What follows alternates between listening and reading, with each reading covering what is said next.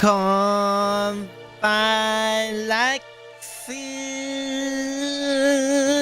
Watashi wa Akira Lux desu. Hi everyone. Hello, hello. We're back. Oh god, we're back. Guys, I'm not ready for what the heck is gonna happen in Norwich. But dear Lord, we're starting whatever the heck is happening in Norwich. Oh no. Well, at least now we only have one emotionally traumatizing gacha game to go through every week. So that's a plus, you know? That's an improvement, right? Right? I'm gonna go with yes. Did you get the crate of Artoria plushies from the river yet? No, where's the crying? Oh, right! The counter. There you go. I forgot about the counter. Do you guys want to send me a crate of Artoria plushies? I think I could go for a crate of Artoria plushies. One plush for every Artoria. Yes. Oh, I'm not gonna lie. When is Draco again? It's like the end of March, right? Or is it April? I forget. Oh, God. Either way, we are creeping ever closer to the destruction, to the possible destruction of my wallet. Oh, no. I think you might be speaking too soon. Something happens in Blue Archive, doesn't it? Of course something happens in Blue Archive. What am I saying? Middle of March? Wait, middle? Middle? Uh-oh. Not the like the last week of March. It's in the middle. Wait, but that's like next week. Oh no. Oh no. Guys, I don't think I'm ready. It'll be fine. It'll be fine. You know, oh dear Lord. Well, they announced it last week for the 2025 Road Something. Huh? No shot. No shot. Chaldea boys. Chaldea. Road. Should be around the end of White Day event. No shot.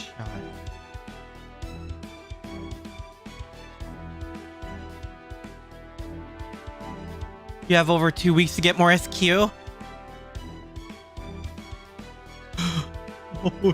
Oh no.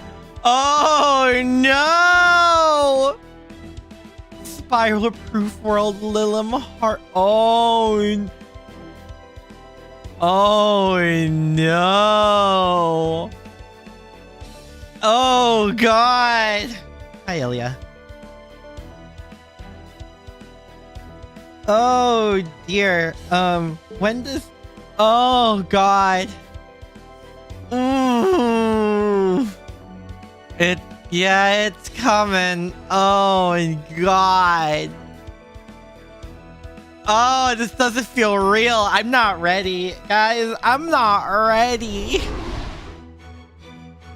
Oh god. Anyway. Yes, hi Fate. Hello, hello. I hope you're doing well.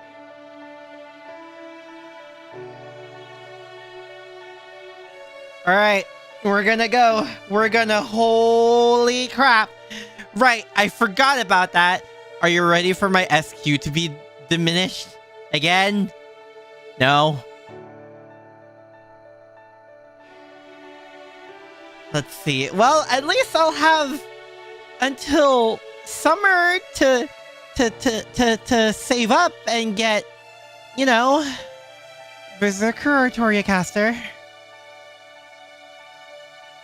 Am I ready to feel? At least you have 50. You have to wait for. Oh, Phyllis, I'm sorry. You did a good job collecting them, but it's time to let go. He's like, go, Aki. The accident wasn't your fault. Okay, anyway. Oh, God. I think this is the most arrows I've seen in, like, one main quest. Is that... Is there a longer one? Because I don't think there is a longer one. Is that literally the max amount? Because that looks like the max amount. I don't know how you can squeeze one more in that. I have to get back to work, but I will say this. Uh-oh. Got your legacy ritual to fall upon? Oh, God. With more arrows? Oh, my God. You aren't even through the first arc of... Well, I'll do my best to find longer chapter amount of arrows on screen. There should be a Berserker boss. This is... Oh, fantastic. So, what you're saying is use a certain someone. Gotcha. Alright. Let's pull off this band-aid. Let's pull off this band-aid. Oh, Archer. Hi, Da Vinci. Oh right, I forgot. Our Muramasa is an alter ego. And Garrett, right, Garrus. Who do we use? Do we just go for Big Punch? We could just go for the Big Punch. Himiko has a curse immunity, so if you need a cheap one, there you go. Okay, fair enough. We'll get there when we get there. The bean. Yes, the absolute bean that is Gareth. We're just gonna go with the Big Punch. Alright, yeah, you can tell what I've been doing. You can tell what I've been doing. Gareth, you mean Lost Belt Aki? Watch your VOD. The reason Tamakat boss gave you trouble is because it was strong against King Servants, which you tend to use a ton of. Really? No. I don't use that many King Servants. No. That can't be right.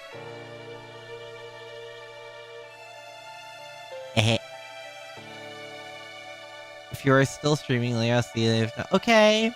I'll see you later, Faye. Have a good rest of your... Good, well, actually, more so just good luck at work.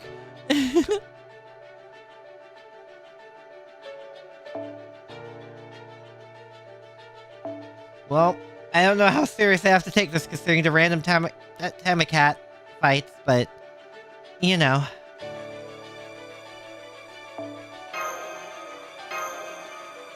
King Service, huh? Didn't hear that since a Garza. Ixel.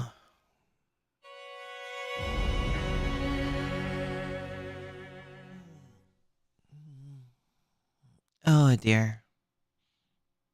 I'm already going to this like tired. I've been really. Oh yeah, happy daylight savings, guys. We lost an hour of sleep. I'm exhausted. Just so you know. Hey, old man, how's that armor repair I asked you for coming along? Oh, was that finished ages ago? Only took me 2 days to rehammer the whole thing. It's time to spring. Oh, God. No. I want to sleep. I know you're taking good care of it, but it's time you put it to pasture? If I were you, I'd stop by the brass shop and choose a new seller. Oh, okay. When Dallas him the worst sauce made. Yeah, that's fair. Tamakat showed me that personally. Roast apples here, doesn't that make them hot? You're telling me a shrimp fried this rice? Ah, joke! Oh my god.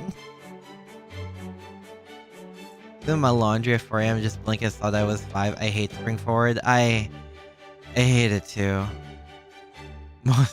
It is Sunday, Monster Truck Rally. God. Wait, there's something on it. Something see-through and shiny. This is your first time in Norwich? Good surfing? This year is a new addition to the Count's menu. You can find it anywhere in stuffy old Oxford. Have a taste if you don't believe me. Don't worry, this one's on the house. And we have for free all over the commercial district. Damn it, where'd that chimney sweep fairy go? You, it's your job to get rid of the soot. What are you doing around here? Oh, come on, good sir. Okay, one, I'm weird. I thought humans were seen as, like, the lesser species. What is happening here? Once it does, it'll blow all the soot away, along with the rest of your apartment building. That's not the point. Even when you know it's going to rain tomorrow, you still need to wash the windows. Even when you know a storm is coming, you still need to keep the yard neat. I think this is a bit different from that, though. Because you know when a new potential tenant might show up. Yeah, again, I'm not sure if that applies here, buddy. Not so sure that applies. Most days humans are treated as pets and while some treat them as equals. I guess this is the ones that treat them as equals, huh?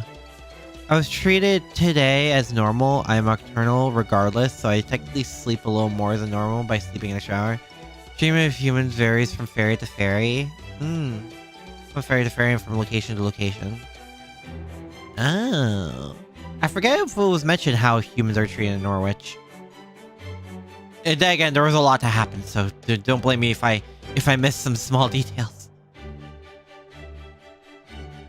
Can't run a business while passing opportunities for new clientele. Ugh, sound like Kwanskaya. I guess you're right about that. Or they call you the Spriggan of the street. The Spriggan. Guess there really is no being a human when it comes to making money. Go die on me, old man. This is all you guys got done yesterday? Not slacking off on me, are ya?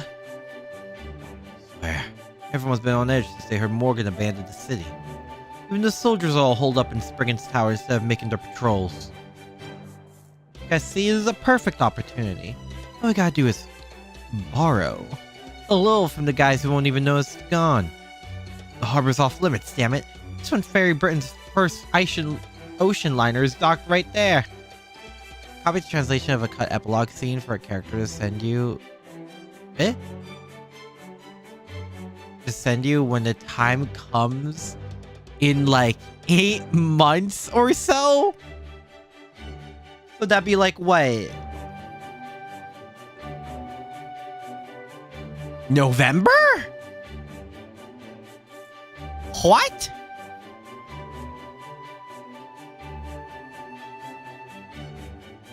Say Inabamaru's construction like nothing else. You want us to lose to the Count's Cuddy Sark? What? What? That's right, you're going. It'll take you a long while to finish Lost Spell 6. I mean, yeah, that's kind of expected. Think you will finish around November-ish? Oh, dear. Sorry, but until the new lumber shipment comes in, there's nothing I can do. Or what Lord Spriggan's planning to do with this. It's so... noisy! Right. Welcome to Norwich, Great Britain's only port town. One of the laws passed during the era of the High Queen prohibited the construction of any new iron weapons. So for about 1900 years, there are no iron weapons made in Fairy Britain whatsoever. But... Oberon, I thought that was you. You always do stand out. What the hell are you doing in Norwich? Haven't you seen the sky? You mean those rain clouds? Yes, I did think those were odd. Since the rain season's supposed to be over now. Gotta account for you recharging command seals? What do you mean? But it's going to take more than a few rain clouds to put a damper on Norwich, right, Nak? Besides, a good actor is never far from where there's fun to be had. Norwich is about to have the party of a lifetime, yes? Of course, the Fairy King's not going to miss that. You got that right. Really are something else, Oberon. Oh, that's what you mean. Yeah, probably. You scoundrels of Norwich knew what we were asking for trouble when we broke the law and turned this town to a smithing city. Compared to the Queen's sheer might, this calamity pool is nothing. Thanks, Oberon. Make sure to come by the shop later. My wife's a big fan of yours, you know? Damn. Who's that Earth Clan fairy? He had one hell of an aura about him. How long's he been working this forge? Gotta be more than 200 or 300 years. Oh yeah, I guess he would like this place, huh? I know what you mean. Knack, was it? He had the same incredibly ostinate aura as you do. That ain't what I was talking about. If you're curious about Knack, I can take you to his smithy later. I believe he's a low-class fairy who's been around for 400 years, so he knows pretty much everything about the history of smithing in Fairy Britain. 400 years? Even though he's a low-class fairy?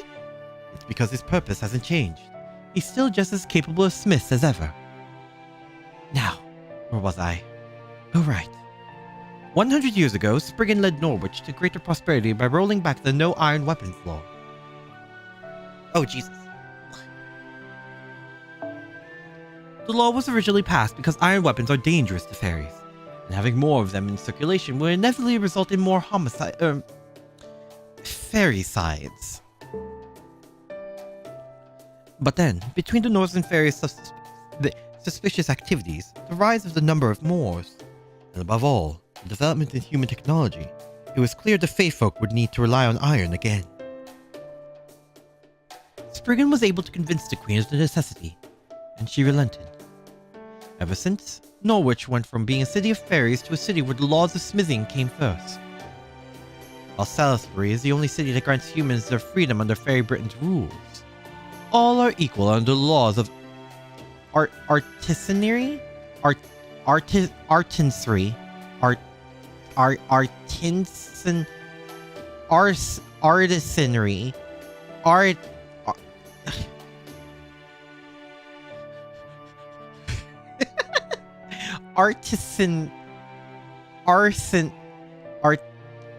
artisanry. Yes. In Norwich. Here, while some fairies still have human slaves, others respect humans for their skill at smithing. Real unknown spec says artisanry. Artisanry.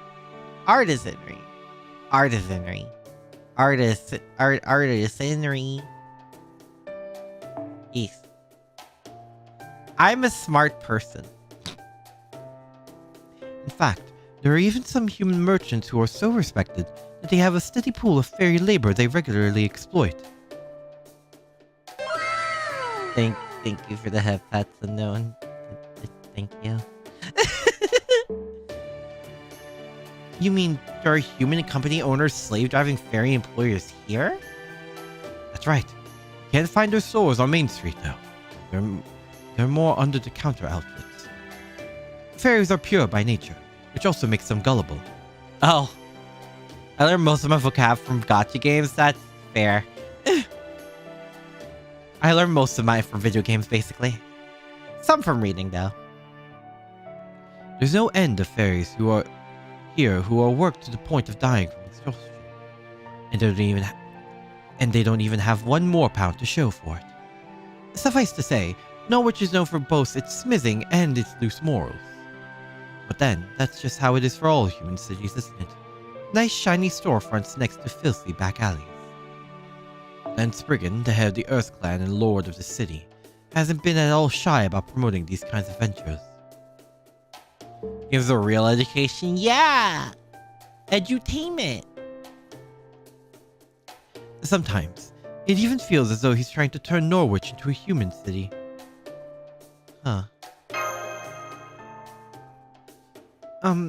So is the fact there's a calamity pool in the sky here now a kind of judgment on Norwich? Like, is it just nature's way of punishing the city for its misdeeds or something? Of course not. There's a good and bad in any city. Norwich is hardly special in that sense. It winding up the site next to the calamity is just coincidence, really. Education? Yes, that too.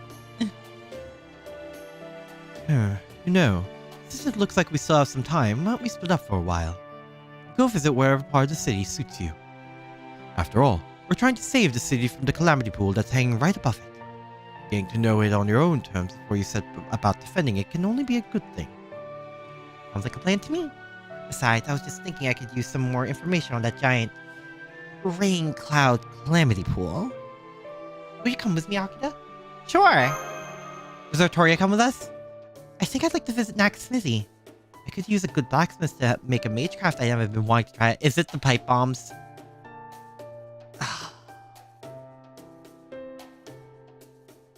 I suddenly don't want to go as Da Vinci.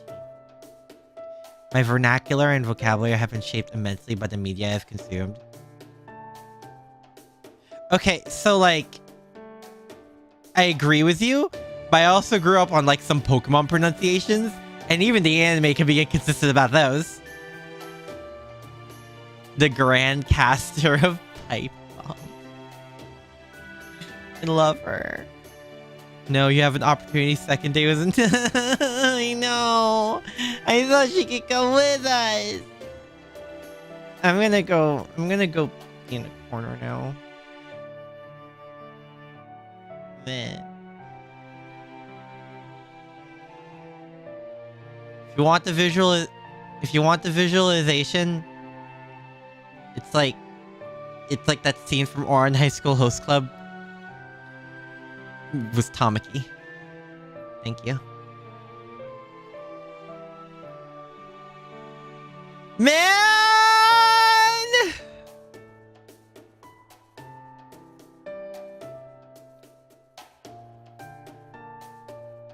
Okay, anyway. I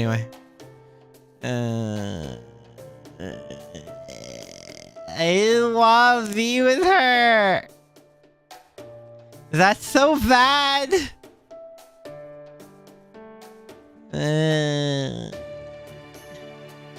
Well, now I'm sad.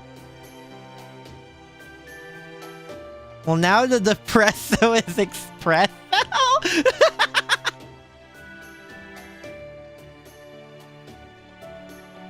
Pain desu. Guess I only get in the way if I went along too. I'll have plenty of time with her and to worry not. But I want more! I don't have a problem. I am also not obsessed. I promise. This is completely normal.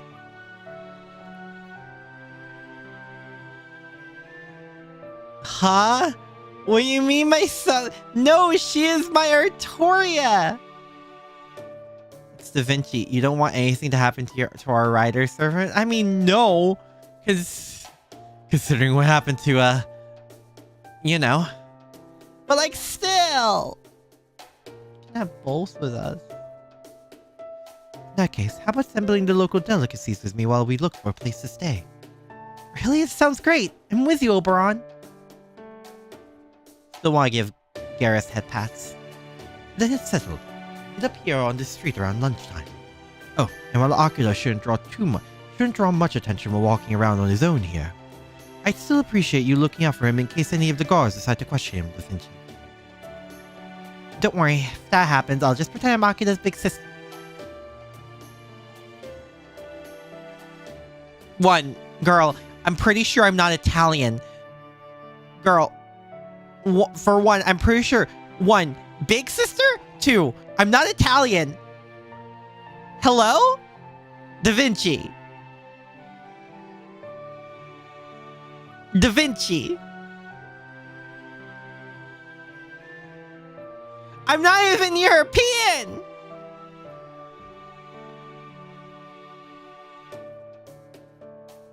Hello? Ugh.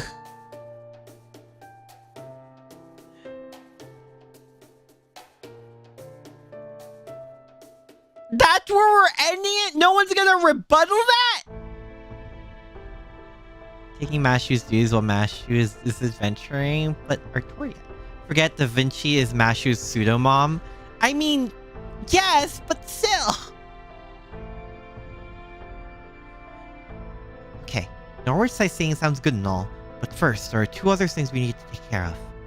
First, we need to find out everything we can about the Dark Cloud, the calamity pool hanging above our heads. That includes what kind of harm it's doing now, what kind of harm it's expected to do later, whether it's even possible for us to get rid of it, and that sort of thing. The other thing is finding out everything we can learn about Mash's whereabouts. Guess that one went without saying, huh? Okay, let's start with the stores over on Main Street. We don't have a lot of time, so let's just get in there and ask as many questions as we can, no matter how weird they look at us. Oh dear, I don't know if this is gonna end well. A human girl in black armor? I see humans in armor every day since the Round Table Army came here to buy supplies. Wow, they really are neutral. Or must. No! I've never seen a girl with black armor among them. She does sound kind of familiar, though. Hey, never mind that. Now you're here, why not buy some news about the child of prophecy? We got a story about her battle with Gawain at the Western Ranch. Another about her battle with Tristan at Gloucester. Really? You know, I have first-hand experience with both of those.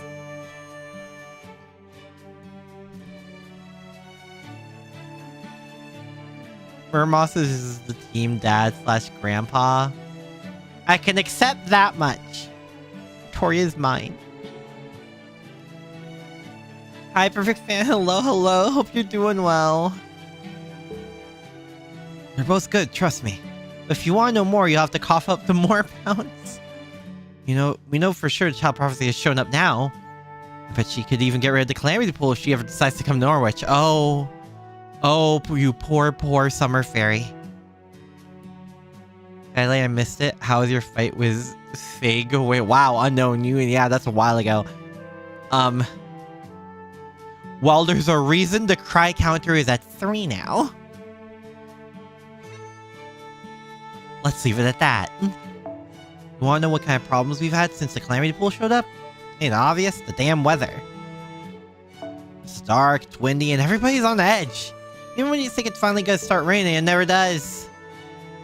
First, we were all just afraid it was gonna rain more on us or something. Now everything's business as usual.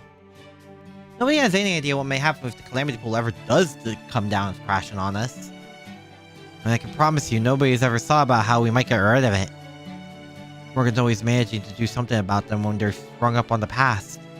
Since she declared she was going to leave Norwich to its fate. Can't even count on that this time. Oh, now you mention it, it's strange. How did the Queen get rid of the calamity pools before? Probably magecraft related if I had to guess. Human girl wearing black armor. Yes, of course I've seen her. She's all the customers have been talking about. Wait, what? I don't know the details, but she's famous up in the north. Don't get in my face like that. Made me drop the fry. You really need to keep your servants under better control, miss. Oh, wait. Come to think of it, this was all the rage in Salisbury for a while, wasn't it? Buying humans from a ranch while they're still young and raising them like they're your adopted child. Wait, so people actually see the Vinci as... Oh, wait, because servants have the same aura, magical aura as fairies. Right. So they really do think Da Vinci's older. Bruh. They say free-range humans like that can grow up better than the ones from a ranch. Uh-huh. Sadly, no. I'm a human too, so I don't know anything more about the calamities than you do. Never seen one before. Say calamity shows up every 100 years, and every 1,000 years there's a great calamity. And we're well past the 2000th year of the Queen's era, right? Everyone's in town's afraid it's finally gonna happen. My wife's so anxious about it, she can't even help me out in the shop anymore. Every morning she blinds herself. Then when her eyes are healed the next morning, she does it again. Why don't we just leave Norwich if we're that scared? Believe me, I've considered it. Your older sister can't possibly be this Italian. Well, if she just starts speaking Italian, and that's it. Comparing height, it makes sense to think Da Vinci is a fae. I mean, look at Morian. I mean, yes, but... Ugh. There's a reason we can all just pick up and leave. Just between you and me. Second thought, never mind. I don't need Spriggan soldiers catching wind of this and breaking down my door. Hmm? So there's a reason? Sorry. But would you mind going somewhere else now? My wife is scared enough as it is. Oh, interesting. You see the newest servant from JP? Probably, but who are you talking about? I guess that's about what we should have expected. If there was something people could do about the calamity, well, of course he'd be doing it already. Don, yeah, I did see him. Yeah, he's so cool. I like the final, at least what I assume to be the final ascension art. Looks really sick. True. Or nobody ever has heard of her. Now we're at least getting glimmers of recognition. We'll have to do some more digging in the afternoon. Who knows? Maybe Mash is a lot closer by than we... We're back! Hi! Hi.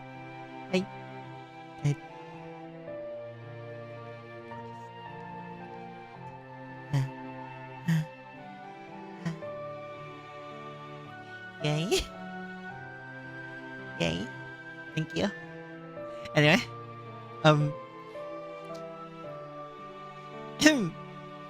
Yeah, the voice line if you have Da Vinci that he geeks out over her. Oh my god. Alright, I forgot Dante was... Dante. Yes. I bet he can make this... I bet he can make the kind of magecraft stuff I can't even describe. I bet he could do it easily too. Hey, it's a good idea. It'll be like Fairy Britain style vacuum installation. What? The only problem is how light we could make it. That guy can handle alloyed steel no problem. Might even be able to pull off the stainless steel. You two must have had a successful outing if you're already playing mischief together. We're back and... Wow. Norwich's rest areas are amazing. You have this thing called a sauna. It's really hot, but also really relaxing. And the fruit juice it gives after was maybe the best thing I've ever tasted. If we're going to spend the night here, we should definitely stay at that inn. They have hotels and spas here? From what I heard, he's from the Divine Comedy. I think that's what I heard too. So their leisure facilities are that developed, huh? Might not have proper human history as advanced technology, but they clearly have the same ideas. There's no rush to find a place to stay tonight. Let's worry about that for later. I'm afraid I don't have much to report. From every conversation seemed to be complaints about Queen Morgan and the hopes for the Child of Prophecy. You know, like, I can't wait for the Child of Prophecy to get here. We'd give her a hero's welcome if she showed up. Oh, my poor girl. Oh, my poor, beautiful Lily. She must be an incredible fairy. I don't know what she looks like, but I bet I'd recognize her instantly. Oh my god! Victoria, no! She must be stronger than Queen Morgan. More beautiful than Lancelot. I mean, I can agree with that part. More imposing than Gawain. And kinder than Tristan. That last one is a low bar. Many of his current lines don't involve artists. He's the author who became the character pretending to be just the author.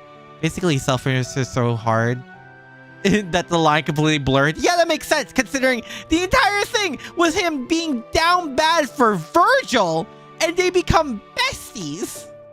So like, yeah, the Divine Comedy is just a massive self-insert. The treasure of Florence, Leonardo da Vinci, the great genius of my homeland. As his senpai, I can't help but be beyond proud of them. Would you be interested in the collaboration? Wow. Down bad. Down boy. His proper human history, Tristan. I'm sorry for you. I am too. He's great. I mean, I like his design a lot. And I actually unironically do like the Divine Comedy. More so for its influence than the fact that once you realize, yeah, it's a massive self-insert. He was down bad for Beatrice. Virgil was the Giga Chad who acted as his stand, essentially. Ah. If only they knew she was already here. Oh, if only they knew she was already here. Will you keep your voice down, Oberon? I love her. I love her so much. I want to hold her hand. She's wearing gloves, so it's fine. It won't be lewd because she's wearing gloves.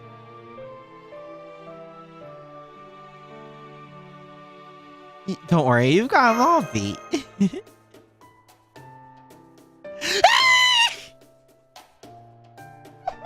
Yes! Yes, absolutely yes! Yes, that is 110% how it appears to me! She's so cute! Guys, she's so cute! She's so cute! Look at her!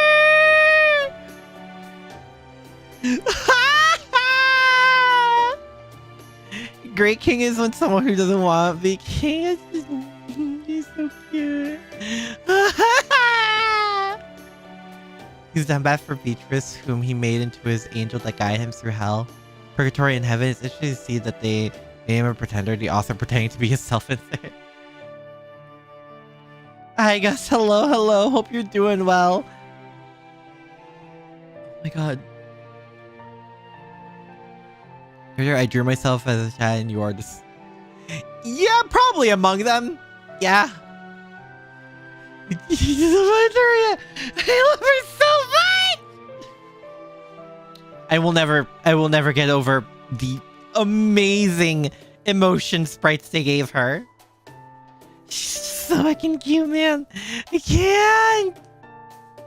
I love her so much. I am so happy I got her to bond level 10 before Lost Spell 6. Look at her! She's perfect. I love her. I love her. She's so perfect. Well, I guess it's true. I still haven't shown off what I can really do. I mean, I better have some kind of hidden power that has yet to reveal itself. It's how cute she is, actually. She'll make the entire world kneel from one look at her face. Look at her.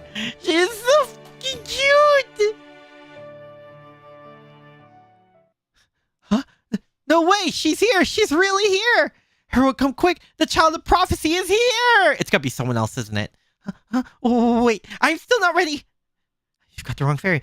No, wait. That's not true either. I know I may not look the part, but oh, fine. It's true. I am the child of... And they all run past her, don't they? Came here from Sheffield up north through the impenetrable Odvena. She deposed Boggart the tyrant. Now she's here to save Wait, what? Wait, she's here now? Oh! Wait, we arrived at Norwich at essentially the same time? Terry, the child of prophecy in black armor! Yeah. Okay. Yeah, that makes sense.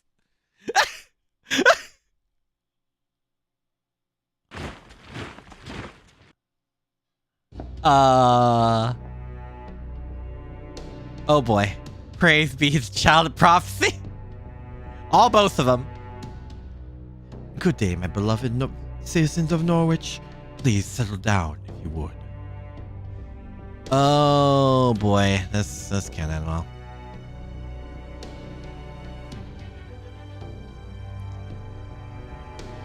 You could say this is fate. Phaelus, I'm gonna ban you. No, I'm kidding. I was planning to announce this at the bell tower was a more appropriate ceremony. But since you're all here now, I may as well take this moment to introduce you. Why am I being what did I do to be bonked? Not for you? Okay, good.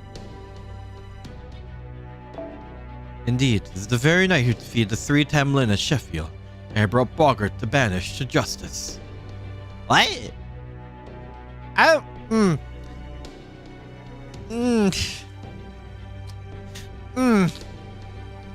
Spriggan, I'm not... Oh, that one, buddy. Sorry to say. I was in the crossfire. Bro. This is the child of prophecy, Tamlin Galahad. Look at all that magical energy. It really is the child of prophecy. Why she was you, Spriggan? Is the child of prophecy High Queen Morgan's enemy? It seems there's been a misunderstanding. Her Majesty has never once called the child of prophecy, called for the child of prophecy's death. If any of you should find her, you are to invite her to Camelot as a proper guest. Those are the High Queen's own words, delivered directly to myself and my fellow clan heads. That's why I went out to greet her last night, upon her arrival from Modvina. And since I couldn't risk anything happening to our honored guest, I brought my elite soldiers with me to keep her safe. It's Tamlin, yeah. Perfect fan, Tamlin is a title.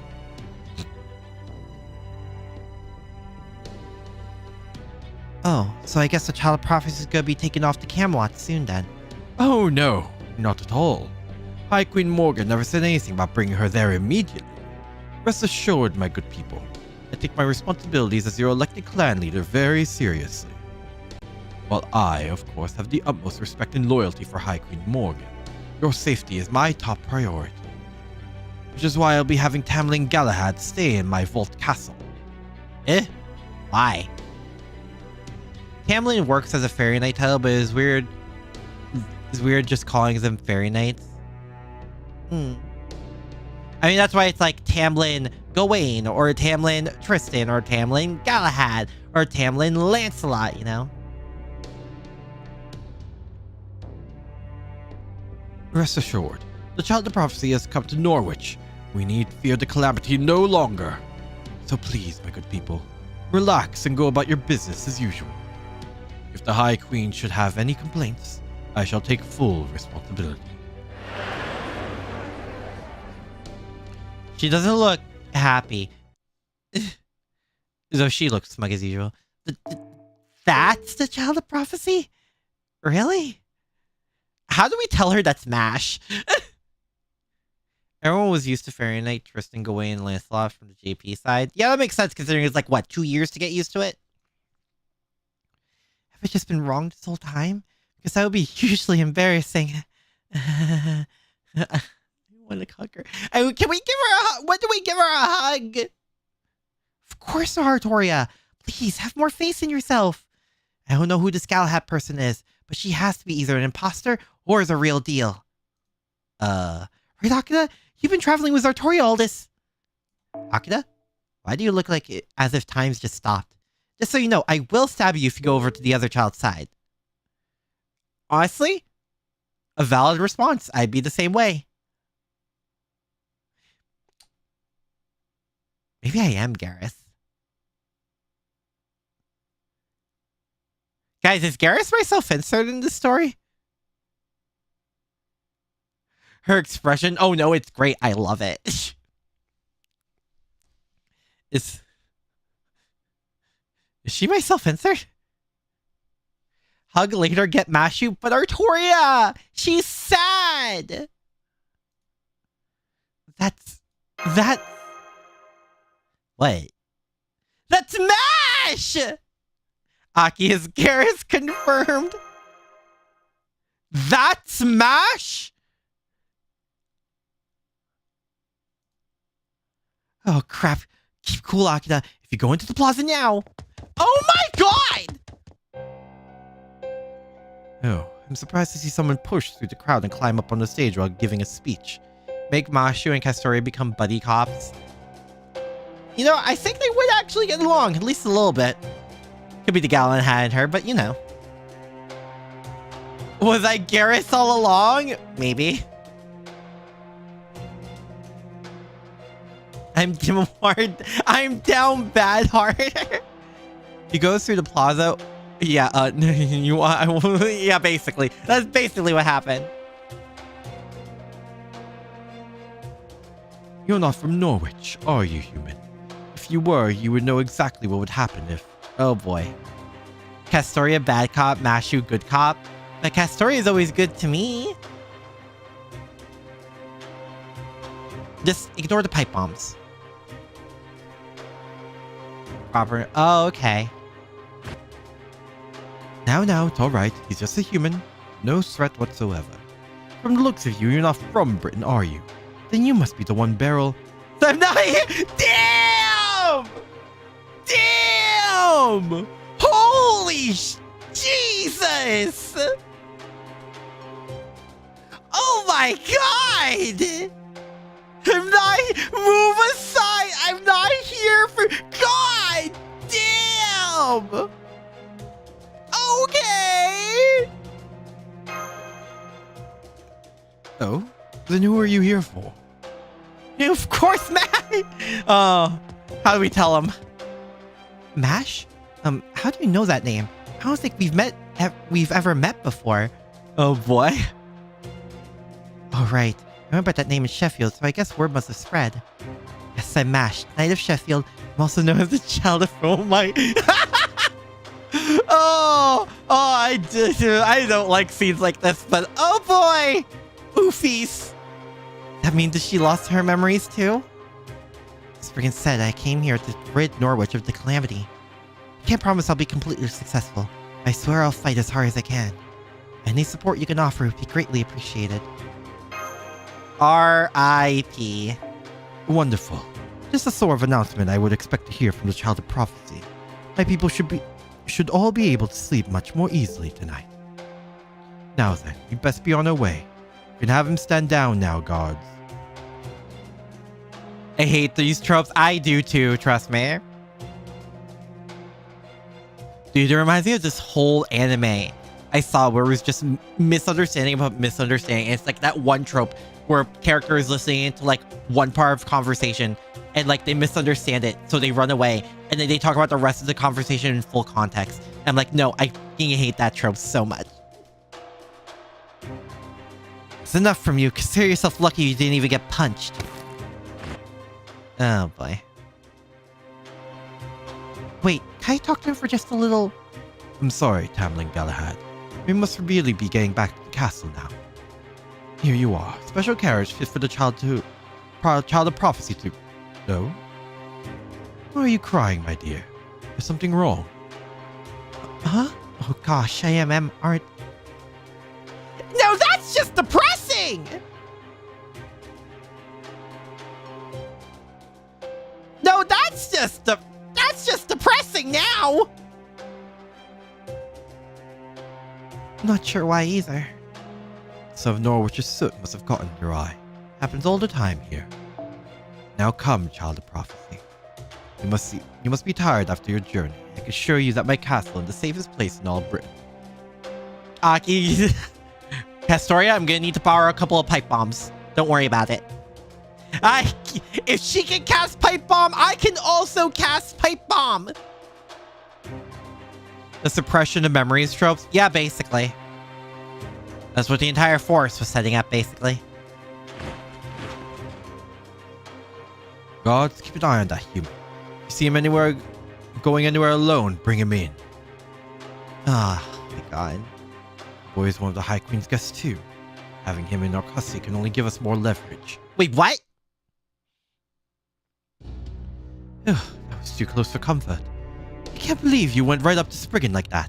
I can't believe he said what he said to him. He's the head of the Earth Clan, the Lord of Norwich. So that girl he had with him who he claimed was the child of prophecy. You're saying that was Mash? Absolutely. Even at this distance, I could tell it was her.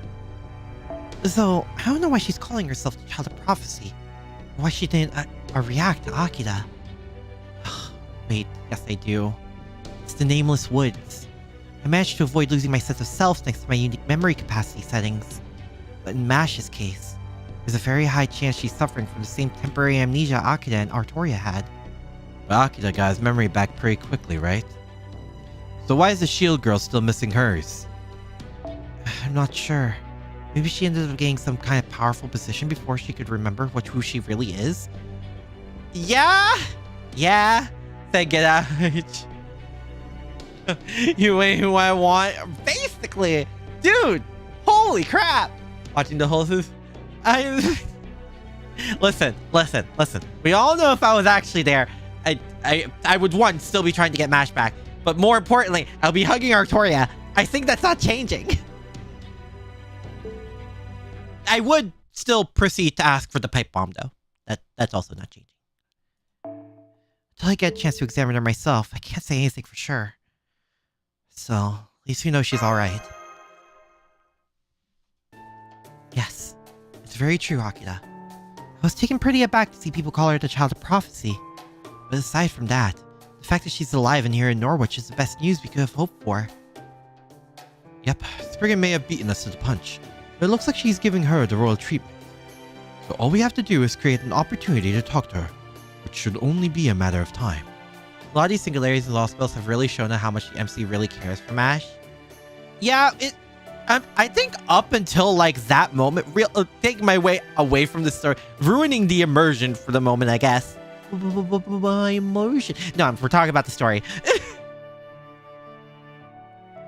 It was very much emotional support. Eggplant, that too. She's the reason we don't need therapy. But like, I think a lot of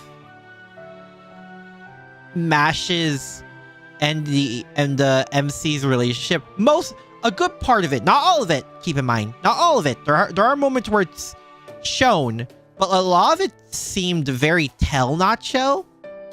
But this is definitely one of the biggest like show not told moments, just by the MC's reactions.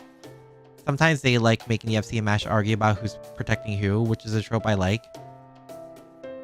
Oh, they do that, huh?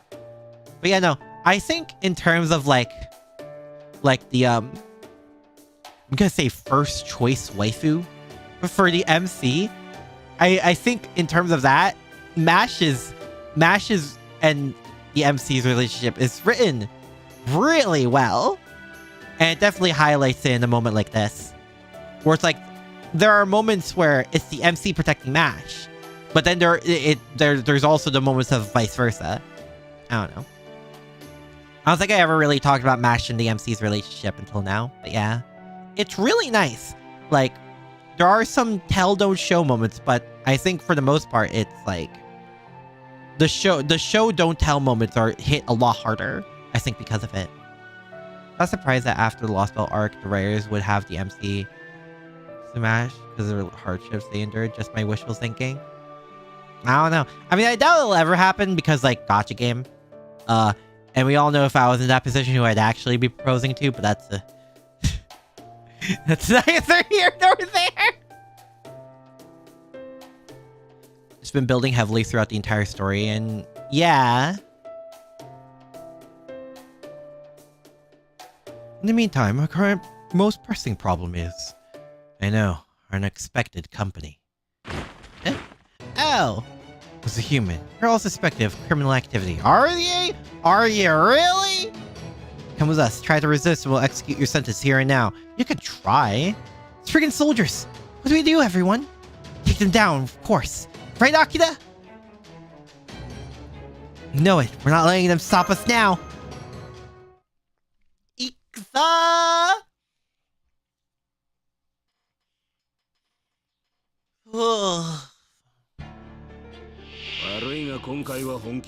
Alright, I forgot Super Orin is here too.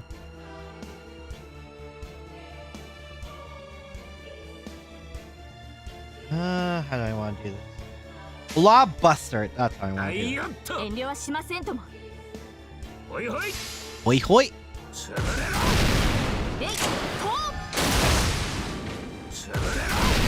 Jesus.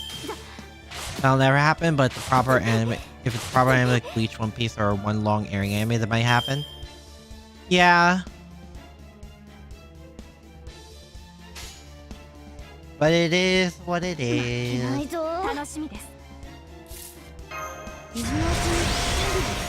Actually, I could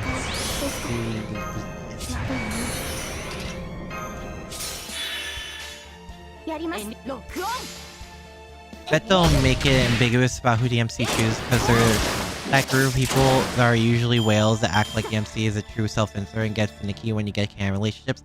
Yeah, I think the most precarious thing about Fate's, about Ritsuka is, is like the Fate Grand Order MC is like, they are meant to be the self-insert, but they're also one with their own personality. Which I think a lot more MCs in general are doing, but they definitely toe that line a lot. So it's definitely something of like, no matter what, if they end up choosing like a canon like waifu her as Bondo, you're going to piss off a section of people. Like, that's not changing, which is why it's safer to just not do that and leave it up to your imagination. You know? Yeah, exactly. At least there's fanfic, that too. So you can search up whoever, you know? Again, we all know who I choose, but, like, you know.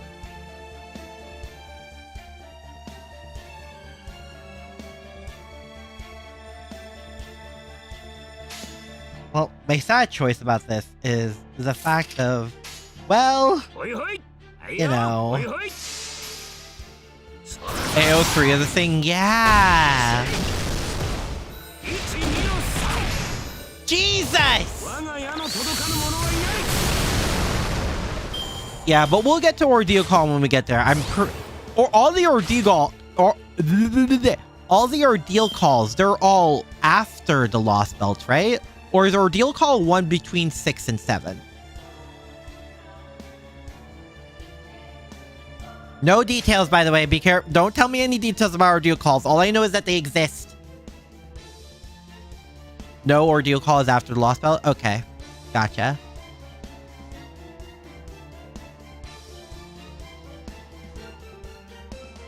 Well. Could do that. See what happens. Big wave. I don't know much about the Ordeal Calls to spoil you, to be honest. Okay.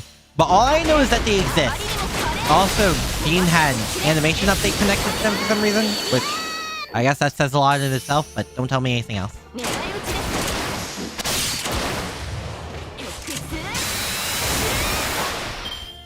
Ordeal Calls are pretty much the epic. Oh, Ordeal Calls are 2.5s. Okay. Hello. Wood caps. I guess. How many? Oh, yours 3 turns? Okay. So let's,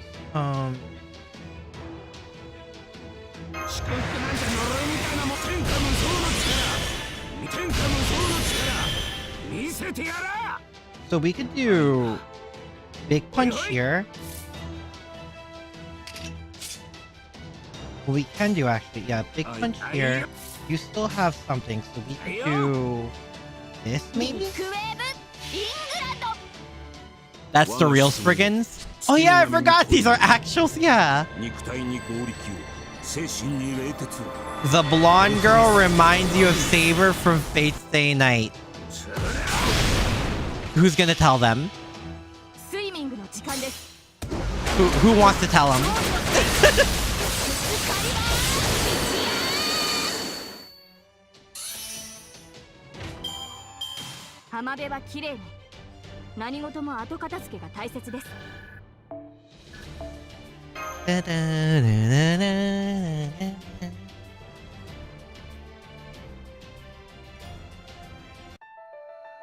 Ah, right.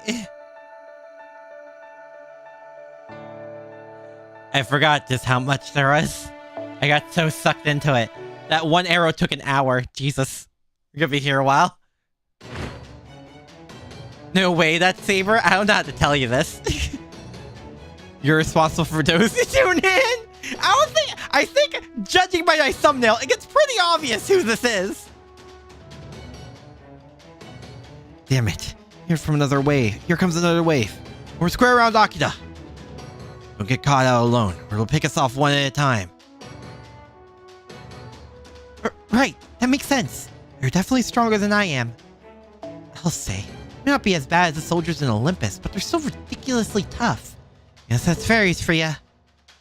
Okay, let me try a flash bomb spell. Oh, right, I used it up at Nax. Use a spell there?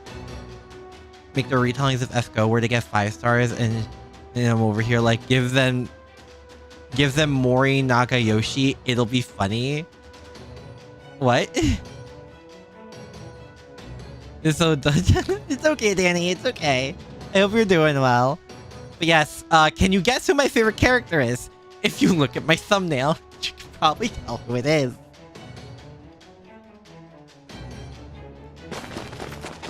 Oh! Okay, there's more of them now. Fantastic. That's exactly what we needed. These MPs must have heard the commotion. Use their cut off their escape route. Door for you. Prepare to feel the last of Lord Spriggan, huh? Wait, what? This area belongs to the Norwich Merchants Association? Lord Spriggan's private soldiers have no authority here. You're the ones breaking the law. You. What do you do? Who do you think you humans think you are? What firm do you belong to, huh? We're part of the provisional militia formed by every firm that was reinstated to help deal with the calamity pool, huh? There are two types of faith fans, those who want waifus and those who are deep in lore. So what does that mean if I consider myself both? Our financier is the Count. Need I say more? You got the Count backing you? Damn it. Norwich Merchant Association, Italy, and the Kingdom of Florence. Fine. We'll take our leave now. But this isn't over, MP. Mark my words. I'll get you, kid. Oh, no. What was it? I'll get you, Gadget. I don't even know where that's from. I just know it's a thing. It's great they took their injuries and left, but... Yeah. You guys are Norwich soldiers too, right? Why'd you help us? We don't know why you were given these orders either. All we know is that you and you... Me? Atashi? And me? Us? That's right. The Count asked us to extend you an invitation to his mansion. And any friend of Count is a friend of ours, too. The Count? Hope you pay him a visit if you have the time. He said he would like to give you all special welcome as the true saviors of Norwich. And I can assure you, Count Pepperon is a No. Pepperoncino? Huh? Count Pepperon? No shot! Oh my god! Bro has a new look in everything! Bruh! Count of Monte Cristo, no! Count Pepperoncino! Hello? Bruh. Bro. The actual MVP saves us yet again. What the hell? I forgot my voice for him. Like entirely. Outfit base 20 out of 10. No, it's sick. Oh my god. Wait, we get a counter for making... No, unafraid. Did you forget what Lost Belt we're in? Real Unknown Spec says the fruity MVP is back, baby. Yeah! Oh my god. Wait, was it like a... Didn't I just give him the voice of Maximilian Pegasus? Wait, is that what I did? I forgot what voice I gave him. Oh my god. Oh, Jesus. Of course it was me, hun. Oh, long time no see, Akira. Another night call! Wait, what? Proceeds to look back at the previous stream to make sure. I'm not. Actually, I'm winging it. I'm winging it. I know how you feel, but please, no weapon. Oh, wow. No, that actually looks really good on him. Like... Oh my. What's this now? You're already palling around with two new cuties since the last time I saw... Oi! Oi! Blonde is mine. My goodness, face just loves you, huh? Ah, hun. Now you've got local girls falling all over you as well as Mashy. Man, this dripped out. Dude, I love that. What is it called? Would you call... Is that what they call that? What would you call that floral pattern that he's wearing? That's vest? I don't know what to call that. Oh, if it isn't Pepperoncino. You really made a name for yourself here, huh? I almost didn't recognize... What am I saying? I'm not some starving crow. Of course I've recognized you. Only difference is you're seizing even more now. Seizing? Huh. You know this man too, Muramasa. Maybe you can introduce me then. So he's got Muramasi. Muramasi? And another beautiful man with him too. Who is that, I wonder?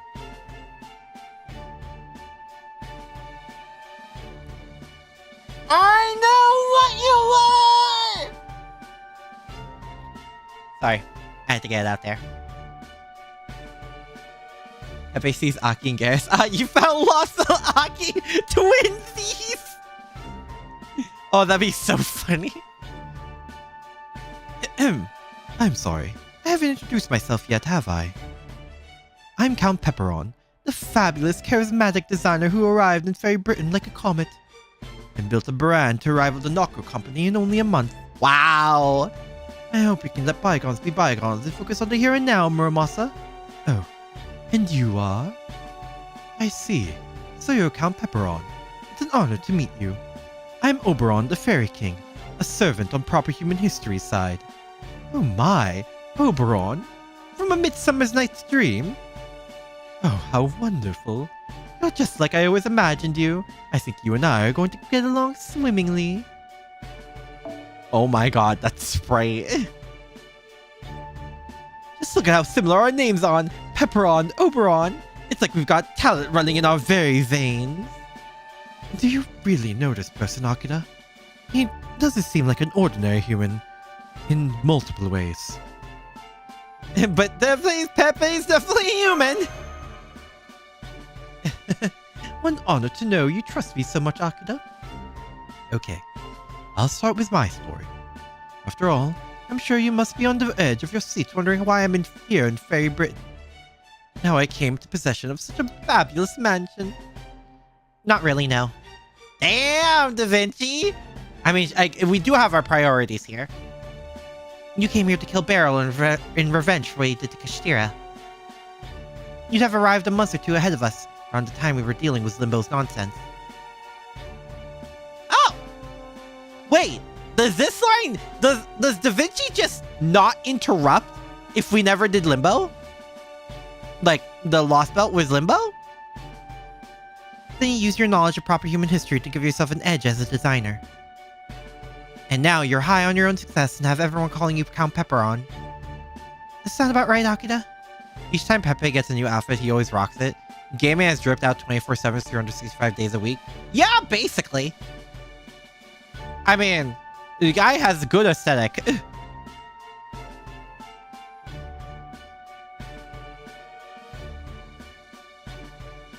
I don't think I've ever seen Da Vinci so furious. Eh? What the? Well, thanks for stealing my thunder there, Da Vinci. You're a huge help. I'm surprised you nailed the barrel angle, though, too. I really seem the caring type. No, but you seem ready, like everyone else, to hate Beryl, so, you know.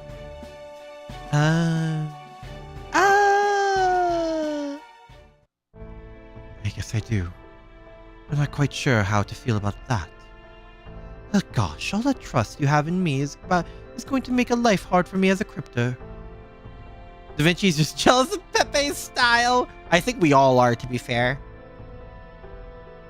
Oh? You're still counting yourself as one of those? Kashtira already cut ties with the foreign god. Or rather, showed he never really was on her side to begin with. Pepe has countermeasures for all the other cryptos like the others have for each other. Wait, they do? Even our resident... Even our crypto resident Depresso Espresso? And since you're always on Kashtira's side, and I thought you'd given up being a crypto back in Olympus. I'm afraid it's not that simple. Besides, Daybit's still out there. Anyway, this is a whole other thing. I'm not doing this for Wudame. I'm doing it for me. Don't count him out, he really shines later on. Honto, good. I like his design a lot. As a member of Team A, I feel it's my duty to tie up all these loose ends.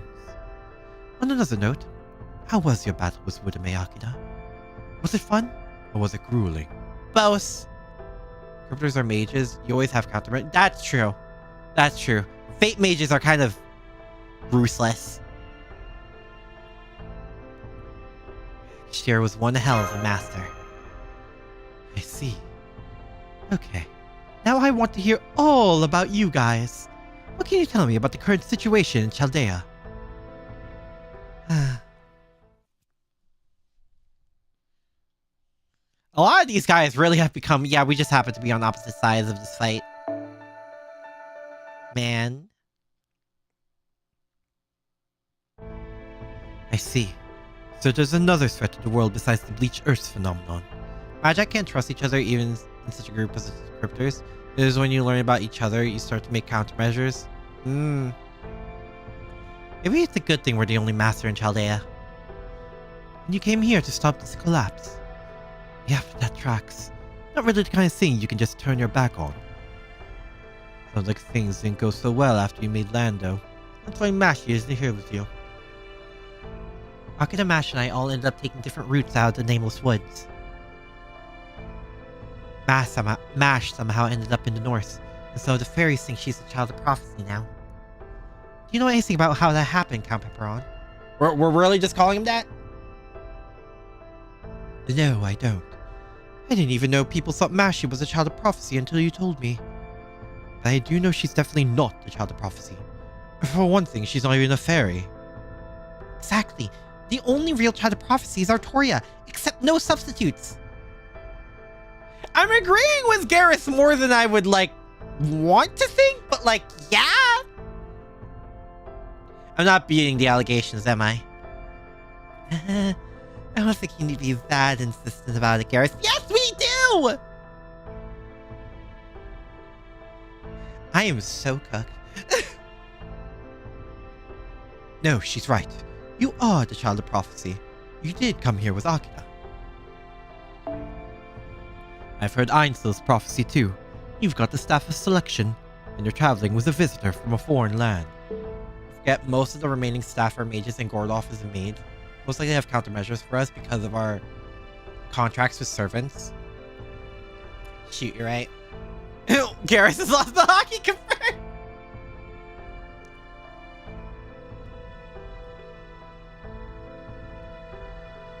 That right there says it all.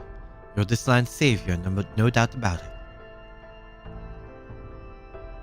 Icon, hello. I hope you're doing well. I only speak English, unfortunately, but hi. And if the fact that you matched the prophecy perfectly wasn't enough, there's also your soul's aura. That alone tells me everything I need to know. The soul's aura? That's a new one.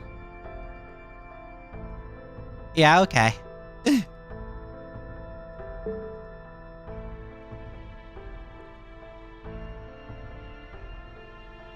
chin up, Artoria.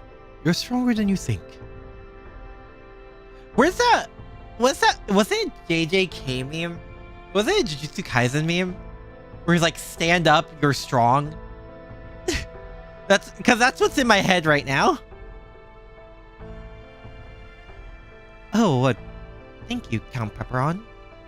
That said, are you sure it's a good idea to talk about proper human history in front of Artoria and Gareth? Stand proud, you're strong. Yeah, that one! Thank you.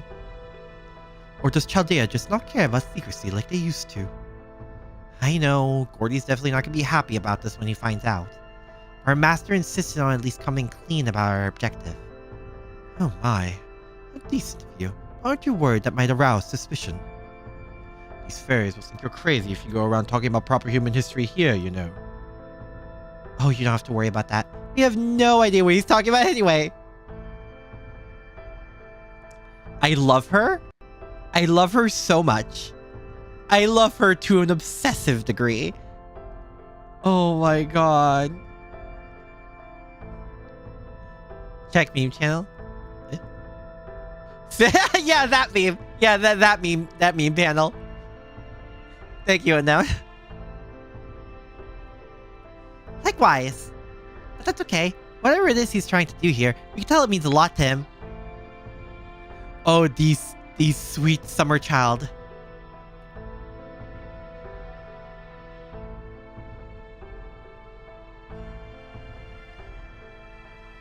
Oh my, what wonderful companions you have. You are so very, very lucky. I'm jealous even. The world's full of strong people. Smart ones too. But the only way to get dependable friends like that is to live a life of integrity. The only friends I attract are just as selfish as I am. That's not true, Count. These soldiers who brought us here didn't just respect you for your money. They genuinely trusted you. You're not nearly as awful a person as you make yourself out to be. You think so? Okay, moving along. Count, do you mind if I ask you something? Not at all, hon. I'm always thrilled to answer my questions a Prince Charming like yourself might have for me. Gay. Good for him, good for him. We need to know more about what's going on with Norwich and Spriggan. Why aren't the fairies who live here evacuating? What does Spriggan plan to do when the calamity finally hits? Can you tell us anything on either subject? Oh, that's easy, Oberon. One reason the Norwich fairies aren't evacuating is because they don't fear death as much as we do.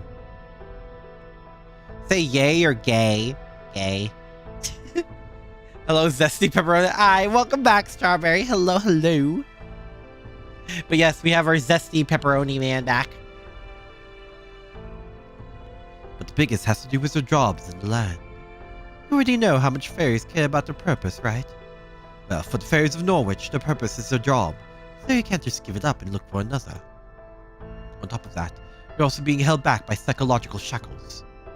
You see, Spriggan actually sold Norwich's land right before these dark clouds showed up above it. You see, back when he stole Norwich out from under the previous Lord Boggart. Boggart and all the fairies who owned land here were banished to the north, and Spriggan claimed all of this land for himself. For a long time, every smith in Norwich rented the land they needed to ply their trade. But now, at long last, the land was put up for sale, and the fairies all worked together to buy it for themselves. That includes fairies Spriggan has been exploiting all this time. And fairies sold everything they had so they could finally afford their own land.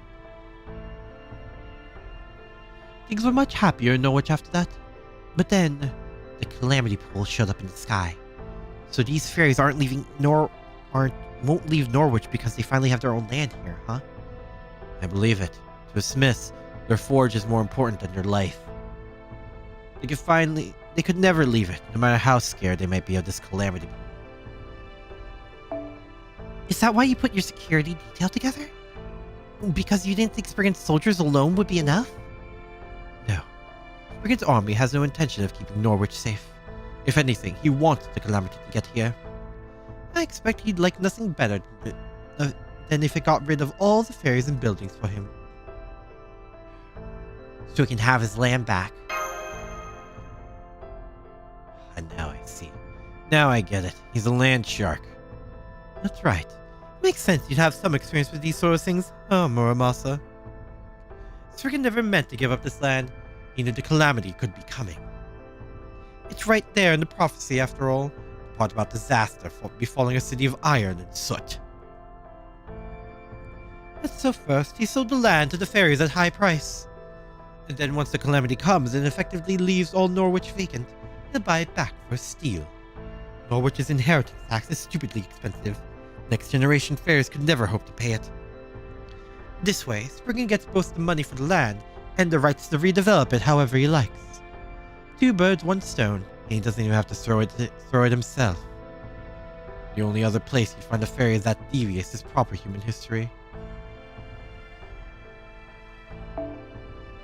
You know, I already started this Lost Belt not ready to not trust Oberon. That line that Pepe just said is ominous as heck. And then Oberon speaks. I didn't even read his line yet. It just feels like that just feels like a Chekhov's gun. Are you kidding? It's even more horrible than anything any fairy in proper human history's done. I know Spriggan was shameless, but I had no idea he was that awful. So that's why the fairies here are still living their lives as usual. No, it's not that. They don't have any choice. After all, if they leave here, they'd be broke and unable to pay next year's existence tax. I knew it was strange. Why are there still fairies who cared about the well-being of their human servants here? The calamity will kill humans too. Now I see. Those fairies probably want to run away, but they can't bring themselves to actually do it. Hold on. You said Spriggan has no intention of keeping Norwich safe, right? So then, what if he tries to do something to Mash? No, you don't have to worry about that. She has as much magical energy as a Tamlin. There's no way Spriggan could do anything to stop her. At best, he can just stall her by entertaining her in his castle. there. The real problem is, we no longer have any way to see her again. Oh, right. If Spriggan only cares about saving his own inner circle, he never let the child prophecy leave the castle. The second he let her talk to the fairies in town, Matt should figure out what's really going on. Well, time for Mel Snake this. Or Mel Snake. Solid Snake this. My mind thought of both the words Metal Gear Solid and Solid Snake at the same time. So then it proceeded to combine both words, and I hate it when my brain does that. I wouldn't recommend that. Spriggan's castle is about the most heavily guarded place in all of Britain. More than Camelot? Commonly known as the Vault Castle. Just like Spriggan's antisocial personality come to architectural life.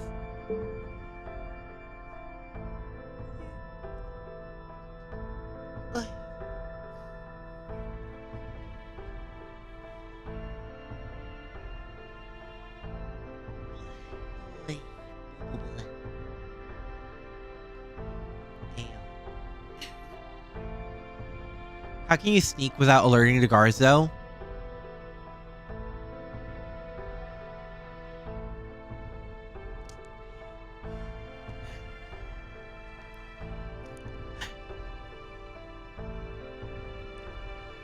With an invisibility spell, obviously.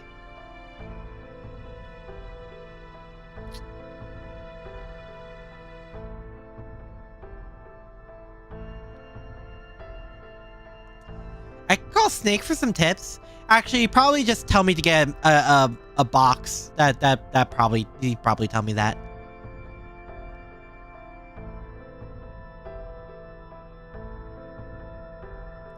Is now a good time to mention?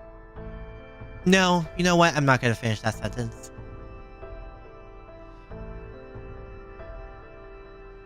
It was where you could duel Solid Snake, although like everyone in the post game used the same deck, I remember. There was a Yu-Gi-Oh game where you could duel Solid Snake? Plan one group distraction and the other heads inside. Megalos Heracles style. They all up here.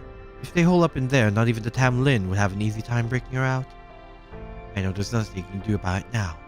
You really shouldn't have let Mashi go with you. The only way you'll be able to see her again now is if she leaves the castle of her own accord. Oh dear. Use a duelist hand under a cardboard box, but lifts up slightly if you wait long enough. Hontoni! Could that be one of the tag duel games? Whoa, Berserker Heracles be upon me? Oh, speaking of Berserker. Oh boy. This can only end well.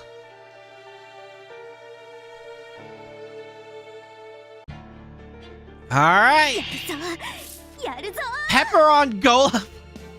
I'm guessing this is training?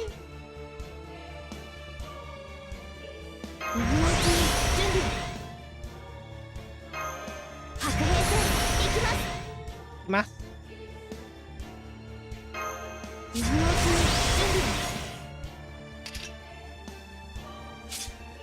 Which one?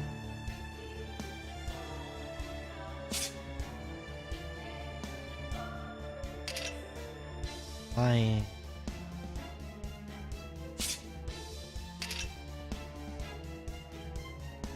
Training montage, yeah!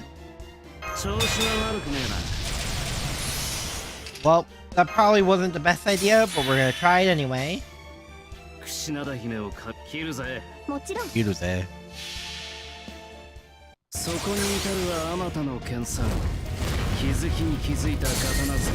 I will say though, the theme will always be a bop.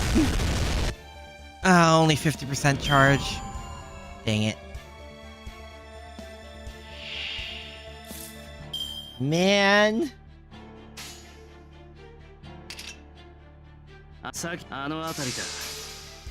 Yu-Gi-Oh! 7 Trials to Glory World Championship 2005 apparently appears in the Shadow World and won't reveal his name. Wait, that means he lost the Shadow Duel? Right, spring forward, the regular reset is an hour later. Oh, right!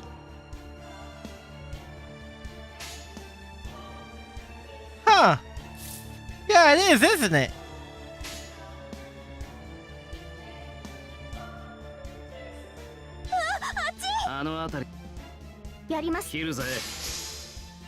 Shadow World is just an area in the game. Oh. Love the Unlimited Blade Wars remix from Muramasa. Yeah, no, it's really good. Is there like a full version for it, or is it just that part? Are you single target or single enemy? I could usually get rid of that. We could use it. Do you have anything that increases your critical strength? Sorry.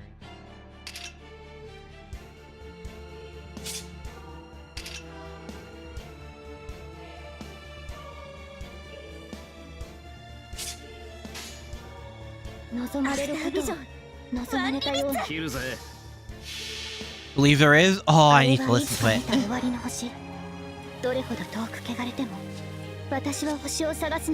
I they're only listening to Muramasa King live for FO. Oh, really? Oh, that sounds nice. Called Unalloyed Blade Work? Ah.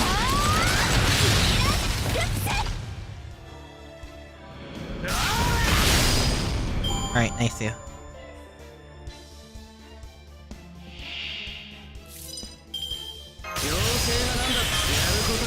Alright, Ikuzo.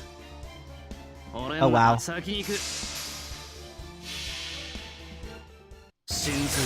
Kaime.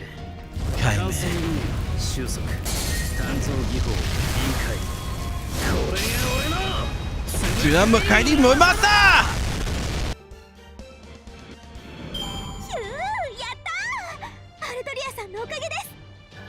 Nice.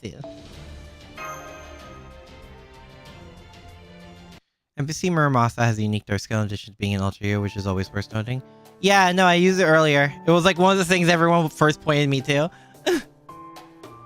Okay, that's that. Now I have a much better idea on what you're all capable of. Oh, so these are the famous Norwich treasure golems I've heard so much about. They really do run on pixie dust. Great job, team! I think Annie 7 or 6, they have an Avalon Lefeo SD live concert. Ooh! I was wondering where you were going on about when you suddenly asked if you want to exercise. Not only did these things turn out to be pushovers, they're loaded with treasure. Is it okay if we keep these spoils for wars for ourselves, right, Count? Of course. The Child of Prophecy's party has got to live in style. I know, right? Thanks, Count. Come on, Artoria, Akira. Let's go back to Norwich and spend some of this money. I heard they have a wakame flavored gelato here to die for. Where are we? Tokushima? I think I'll pass for now. At least until Muramasa taste tests it for me. Why? Wakame favorite sweets?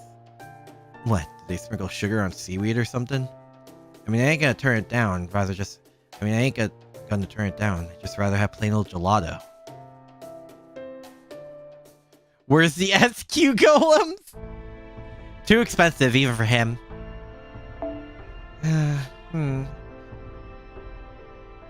LB Garrus is an amusing fairy. I like her a lot. I would give her head pats.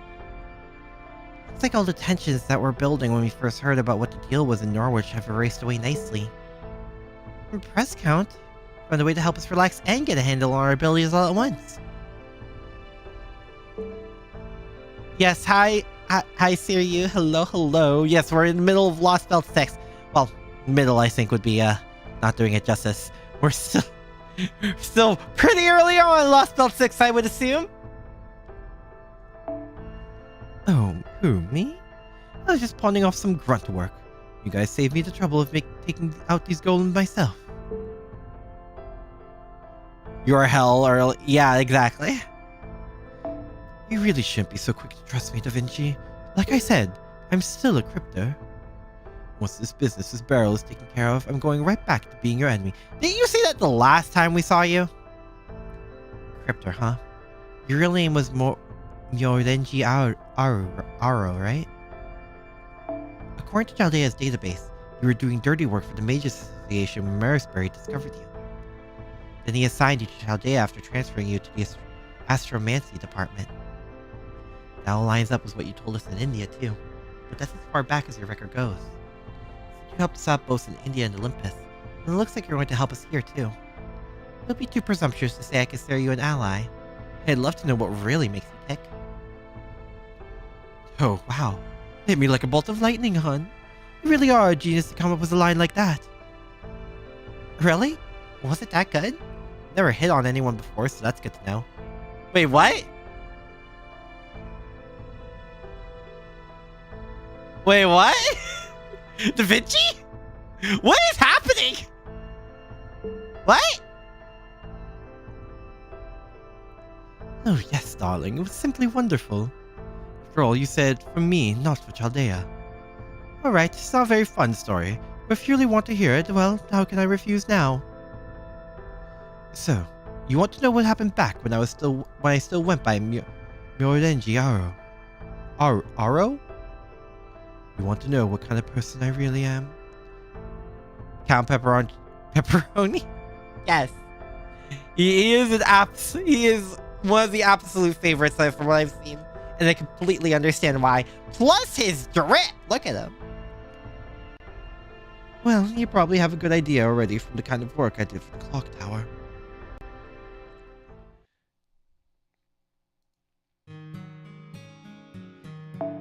My family comes from a long line of Shugendo practitioners, specifically Tengudo, the way of the Tengu. It's a sect of Shingendo whose ultimate goal is to have its practitioners, referred to as fallen or corrupted Tengu, arrive in hell.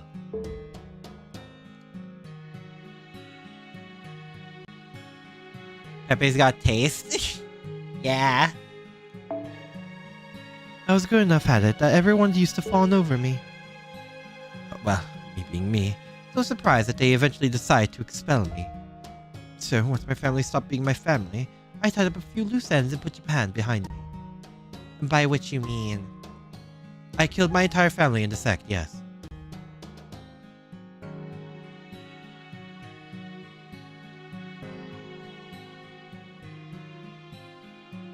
Got it. Man pulled an Itachi. Understood.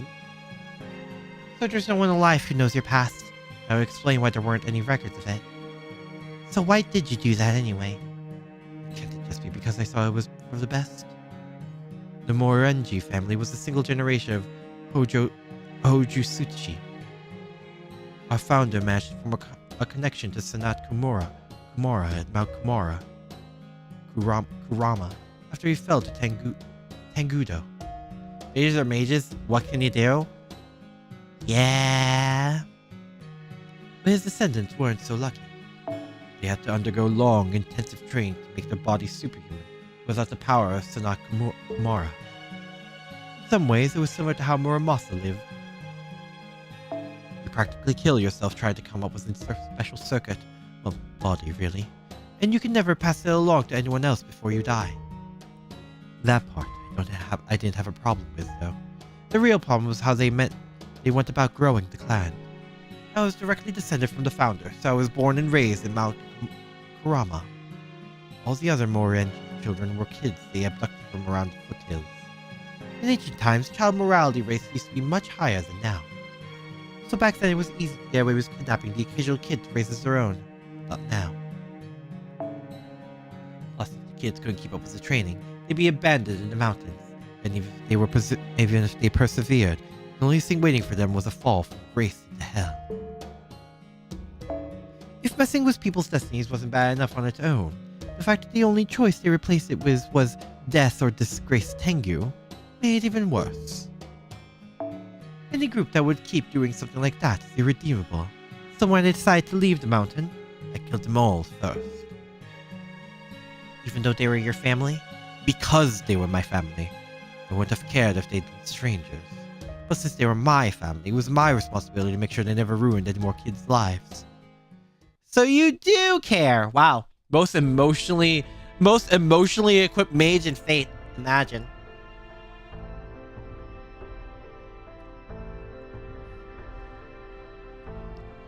That's why I chose to make a clean break with my family instead of sticking with them. Basically, I'm a no-good scumbag who'd rather keep things neat and tidy and then honor my crypto obligations. That's probably why I've been helping you guys too. Well, are you convinced? Yep, turns out you're much stronger than I'd given you credit for.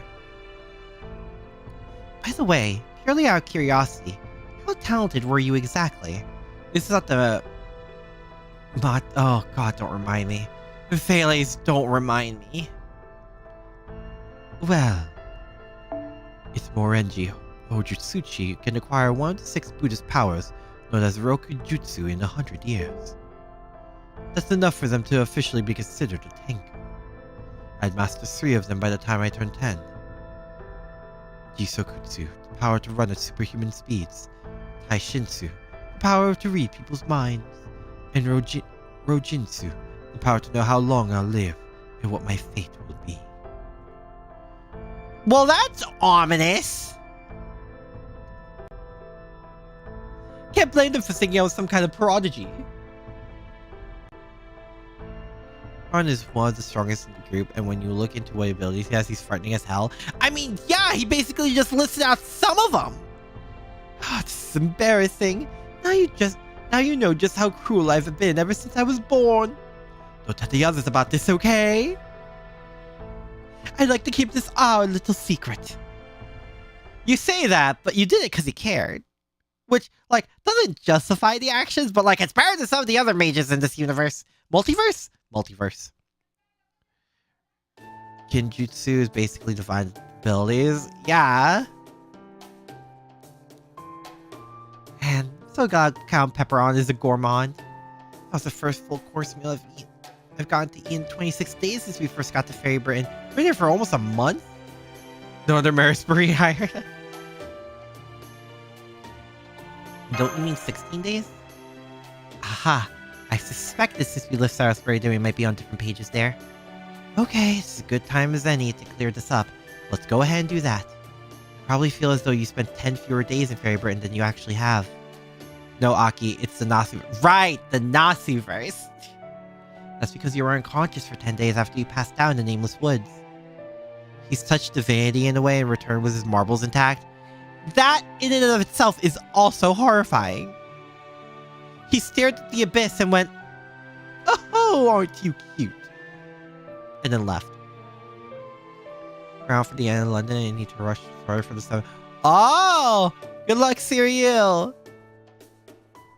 And the reason I know that is because you guys showed up at Mike's establishment about 10 days after I started working there. Anyways, it's getting pretty late. I know we have a lot to think about, but for now, we should make sure we're well rested for tomorrow. We can split up into 2 teams in the morning, and by then, it should be pretty clear whether we ought to focus on scouting out Spriggan's Vault Castle or on investigating the Calamity Pool. Okay, good night, Akira. Take advantage of the private room the Count gave you to get plenty of rest, okay? Can I sleep with Artoria instead? No? Okay. Oh, hi, Oberon. Oh, hello. Going on another recon run? I'm not cut out for combat like the rest of you guys, so I need to at least keep a close eye on things. You're turning in for the night, right? You deserve to enjoy a real bed after so much camping out. Now that we have not 1 but 2 children of prophecy here in Norwich, there's no chance of Morgan sitting idly by. So I thought I'd better go see what's happening in Camelot, at least as best as I can. Don't worry, I'll be back by morning. See you later. On second thought, I'm just going to ask you, are you okay? Eh? What do you mean? I thought you would insist we head out to the Vault Castle immediately when we were talking about Spriggan and MASH. But you didn't say anything. You stuck to the same priorities we've been following so far. I'm sure you want nothing more than to go after her, but as the Master of Chaldea, we decided to stay the course. It was the right call, but seeing that face you made, I still couldn't help but worry about you. I should trust her and not worry about her. Yeah, I did say that, but damn it, why'd I have to say that back then? If only I'd known to be reunited so soon. Sorry, just sticking out loud. Anyway, let me just say this. Mash still hasn't had recovered her memories since leaving the Nameless Wood, right? Well, I'm afraid Da Vinci's theory was right. If someone who forgets their name in the Nameless Woods is given a stronger role, that is, a new self, than they had before they lost the memories, they may not be able to return to who they once were. I don't know how Mash ended up taking on the role of the Child of Prophecy herself, but did Mash you know have a role that could possibly surpass it? A role bigger than responsibility for the fate of the world, with everyone's hopes and dreams on her shoulders. Oh dear. Exactly. It's hard to imagine she did, which means the Mash you're looking for is gone. We only need one Child of Prophecy to uncover Fairy Britain's fate, and we already have Artoria for that. So I have to ask, do you still need to concern yourself with Mash? Even though she might not remember you, or go back to being the Mash you knew? Why not use your command seals to call Mashu to your side? I thought it was basically confirmed that the fake Grand Orders, that Fujimaru's command seals are actually weaker than the ones in the Holy Grail War. It's technically a Tengu, so you're speaking to a man who stepped foot in the Buddhist version of hell in return. And the Buddhist hell, Naraka, isn't like the hell we know. It's not exactly an area meant for divine punishment. It's meant to burn away negative karma so you may be reborn as a new person. But yeah, I saw it. Isn't Esco's command seals weaker than the one in the Holy Grail Wars? Just because of how they function stuff?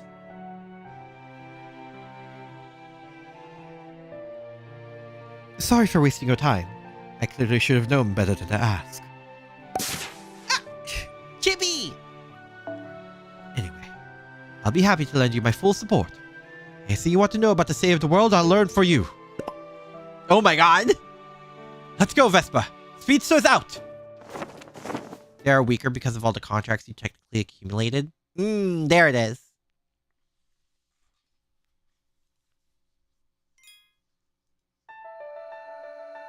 Ruler! Oh, well, time for Spishtar.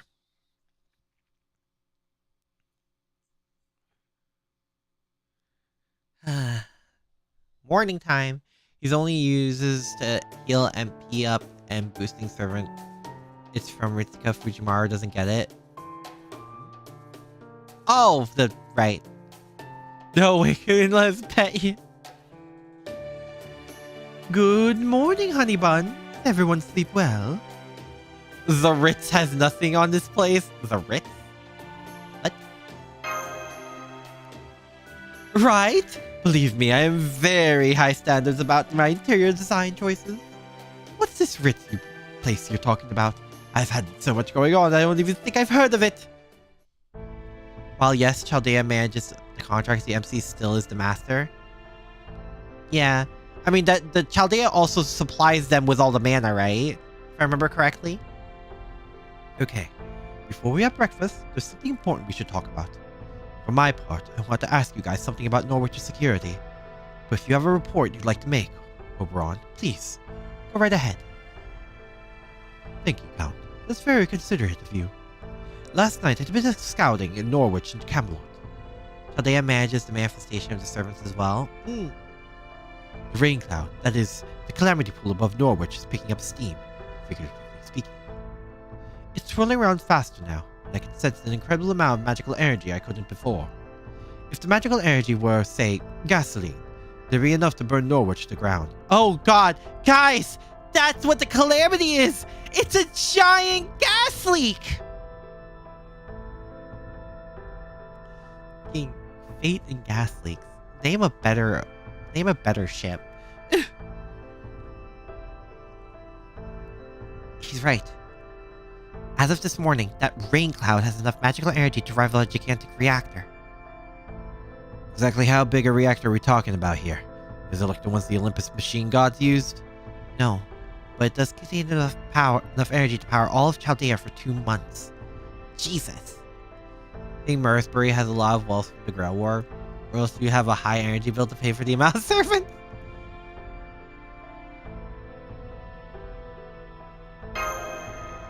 True cause of the Lost Belt's gas leaks? Ah, shoot, you're right.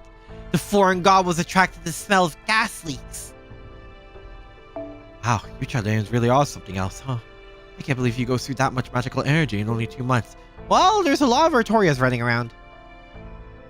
Anyway, suffice to say, the situation in Norwich is much worse today than it was yesterday. All the townspeople are on edge, too. As for Camelot, fortunately, there is nothing major to report. The only troop deployment was a squad of about 20 soldiers sent to hunt moors. No sign of any large-scale deployments.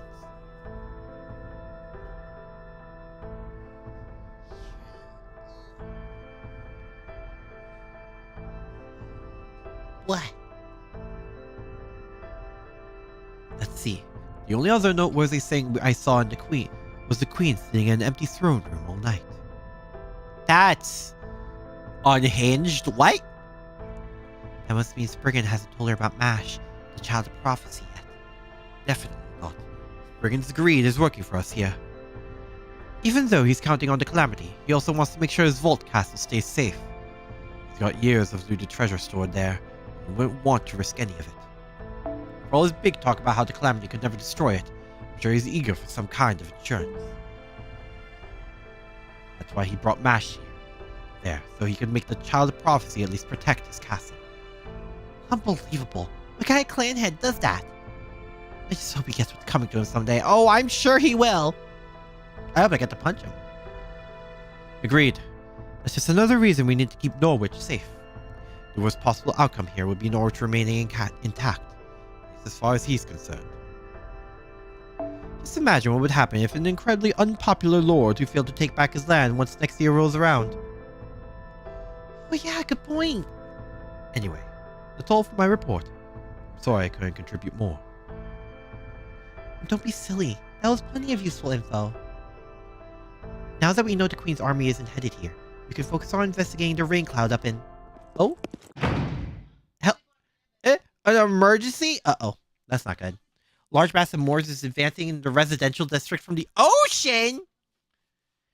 The calamity has begun? Wait, what? It starts with Moors. Wait, what? Those of you with homes, stay inside them. Don't come outside or the Moors will get you. Those of you without homes, run for the shelter. Hurry! Damn it, there's no end to them. Where are they all coming from? Stay back. Away from me! Oh, shoot. There's even more over here. Help! Save me! No, no, no, no! Please, let me go. Just let me... What are you doing? It hurts! It hurts!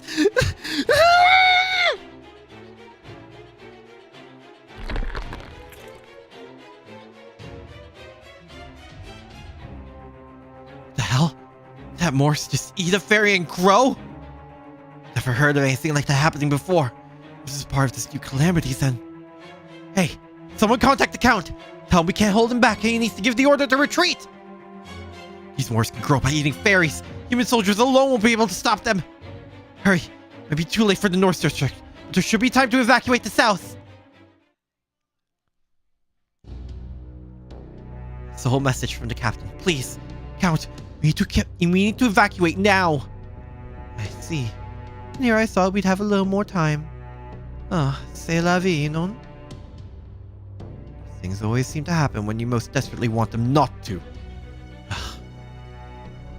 Count? Don't worry, I haven't lost my mind. There's no point in telling people to evacuate the city. Spriggan soldiers have shut the gates, remember? They want the local fairies dead. No, let's take them to shelter that we set up instead. That includes the MP fairies as well. In the meantime, I'd like you human soldiers to keep the civilians safe and to hold back the Moors coming into harbor as best as you can. You got more? Oh, god damn it. Or it'd be like, this is for our fellow slimes in RPGs. Remember, people's safety comes first. That includes all of you. Whatever you do, don't try to fight the Moors yourselves. Somebody has to defeat them or the shelter will be... Yes, I know. Which is where these people will come in. Right, Child of Prophecy and company? Right. We can handle this! Oh, then you really are the Child of Prophecy. You look a little more ordinary than I expected, but I like it. Thank you for being honest. I love her so much. That smile could take away a calamity. Hold on. Are you sure about this? These are Moors we're talking about. There's no way fairies can beat them. I can't even imagine how we'd win. I think we should retreat for now and assess the situation. Oh? I'm surprised to hear that from you, Gareth. You're usually so brave. Yes, the Fours may be fairies' natural predators. That doesn't mean we're helpless against them. Artoria will have Muramasa and Da Vinci backing her up, and our Akira has his summons. I'd say that's enough to fend off at least some of them. Isn't that right, Artoria? You did come to Norwich to save it, didn't you? No matter the nature of the calamity, we have to face it for your story to truly begin. Yes, of course. Don't worry, I can do this. Besides, the Moors don't have any effect on me. I can touch them no problem. Really? Listen, yeah, this could work. Then it's settled. Get to the main street and hold back the Moors in the South District. I'd go with you too, but I need to stay here so I can command and supervise. If you could just hold them back for an hour, I can get everyone in the South District to safety. Let's go, Artoria! Wait, did she flush with you? Let's go! Anyway. Gosh. I knew I should have come back here to check on the store. I knew I should have gone back to the field when I knew a big storm was coming. Oh man, I'm completely surrounded. It's a matter of time until they find me. Somebody, please, help me. Savior. Lady Ash. She's a humble fairy who's been making shoes in Norwich since my great predecessor's time. There may even be a legend or two about how he once made shoes for Lady Ash. Please don't let me die like this.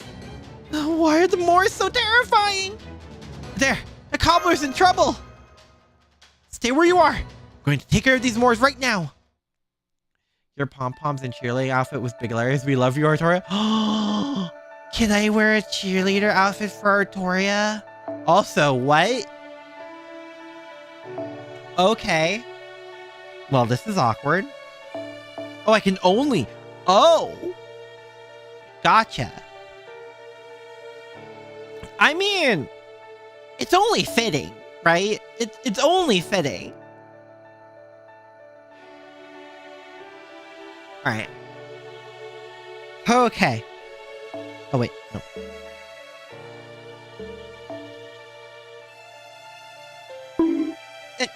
Wait!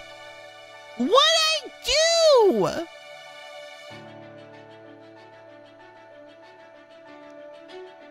Extra class time? Yuppers. But what if double...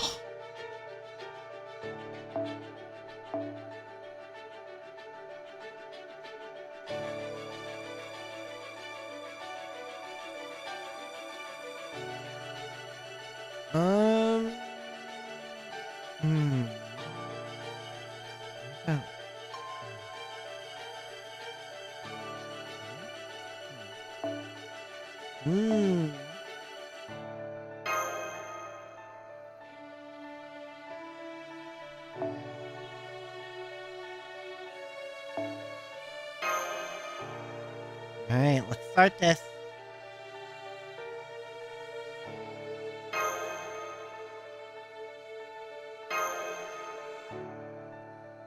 Oh.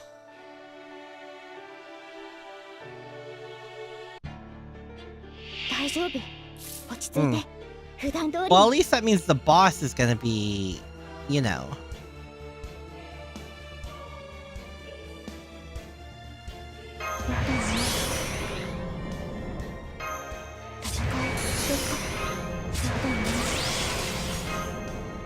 Oh, right. I forgot I have this one equipped.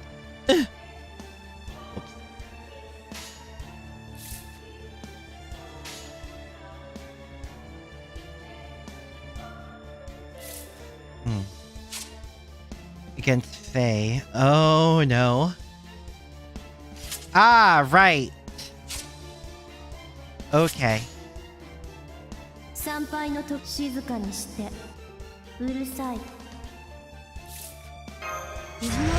could double up that arch buff. Alright. The dreading from Metroid.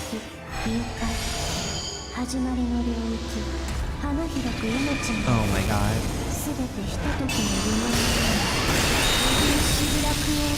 What is that? Oh, that's about half of them.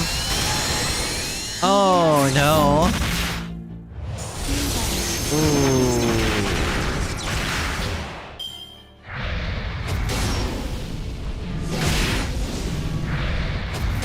Well, I mean, that means I can do that. And then this? Oh boy. Should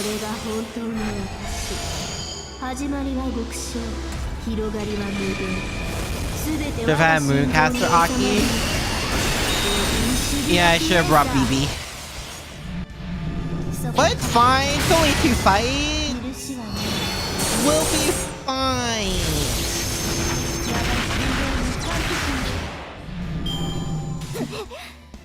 Oh boy. Hello. See, this one's a ruler.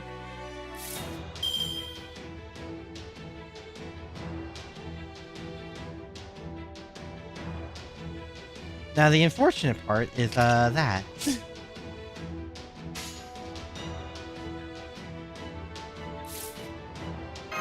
Okay, at least do this.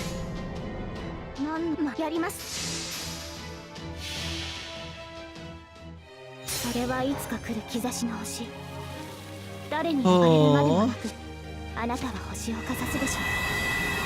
Now in the Caliban.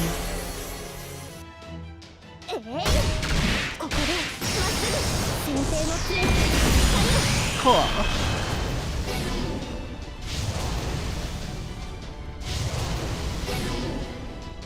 Jesus. Okay. Well, that does open up something for me. More attack buff. Make this faster.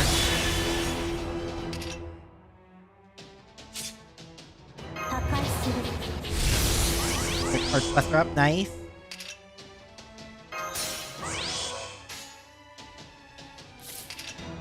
Oh boy.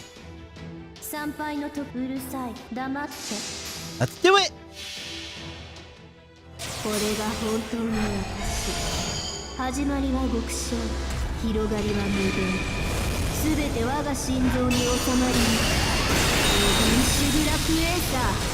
Oh, yeah, that just one-shot it. Yeah, okay. Huh. I had to set up attack, set up and everything. Oh, hi!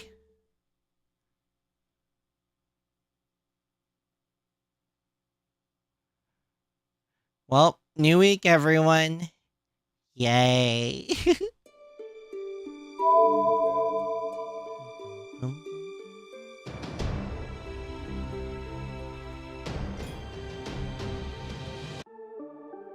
Nice.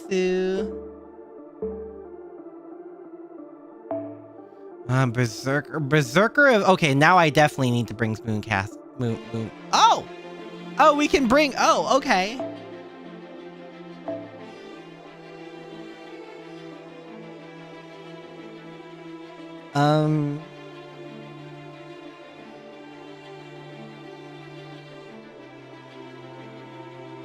Eat my broccoli? What does that have to do with anything? Imagine you have to redo the battle after reset. I think I'm good. Thank you. Do you miss a lot? Hi, Lydia. Hello, hello. We're in the middle of Norwich. Nothing? Okay. Could bring RQ in.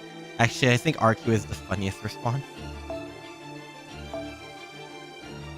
I have options. Yeah.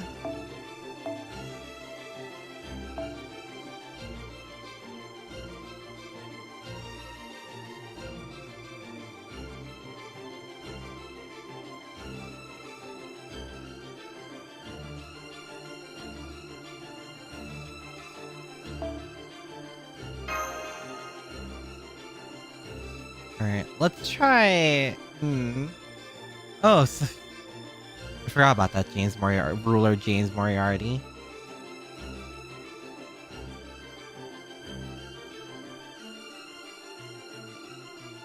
Because I could use MHXX for... I would like an Arcuate that doesn't just... Ah. Oh yeah, that works.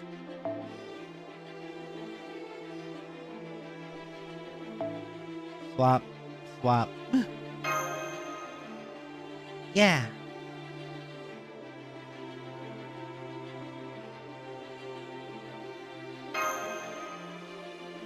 Alright, let's go. Now, get to the count shelter, hurry! I'm safe. I'm safe. Thank you, Fairy with the staff. Oh my god. Yes, you got good eyesight, right? Can you make out what's happening in the harbor from here? Huh? Yes, I can. There's a huge group of Moors headed this way from there. Counting 30, 60, more than 100. Wait, half of them are going off that way. 100, 10, 10, 10. Not mine, no, not yet. Dude, should we mean to the North District? Forget it. You saw how strong those Moors are. We can't possibly save everyone. If even one of us falls here, we'll all be dead meat. Don't you get that? Still, that goes against our entire modus operandi, which also goes against our entire modus operandi. You really don't know when to give up, do you? Alright, fine. Use the command spell on me. Might put me out of commission once this is over. With a power-up, I ought to be able to hold my ground on my own for at least a while. Not how I choose to finish this job.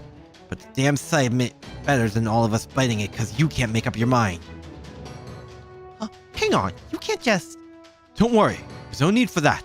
Take a look at that dust cloud over on the north. Eh? Dust cloud? It's the other child of prophecy. The one... Matt? Well, yeah, that actually makes sense. Just jumped down from the castle's bell tower and is tearing into the moors. Jesus! Wow, she's amazing. There's something else with her. There's someone else with her, but they're less impressive. They're totally holding their own too. They're all totally holding their two, though. Looks like they can stop the moors over there on their own. Wait, whose was MASH then? Indeed. I guess Spriggan couldn't talk her into staying in this castle. If she can handle the North District on her own, then all we have to do is worry about the South. This is it, everyone. It's up to us to keep Norwich safe. Yeah, there's no way I'm going to let the other child of prophecy over there outdo us. We're gonna show her why Artoria is the real child of prophecy. Our defensive line won't move an inch. Artoria?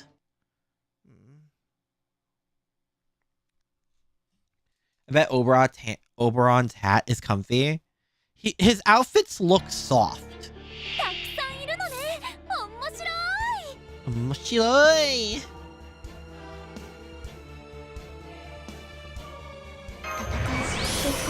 Alright, begin. Alright.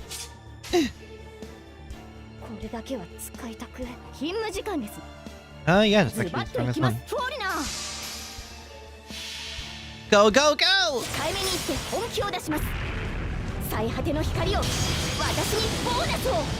Bonus! Dynamic!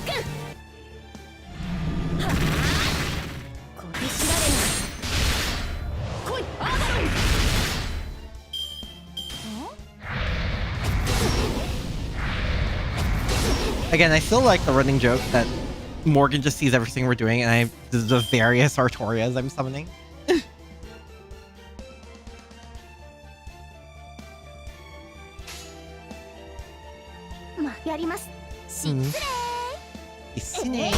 The Oberon is squishable in that form. Of a sudden urge to hold him in your arms.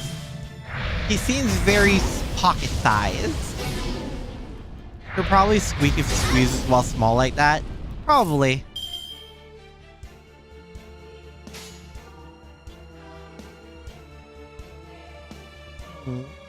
Forina!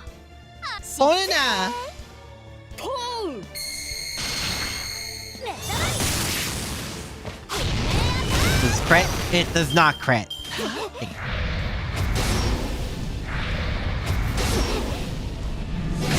Well.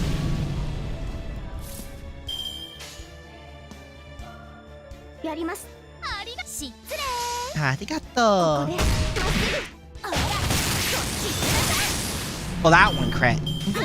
I bet he's the size of a Piplup. I saw he'd be smaller. Not gonna lie.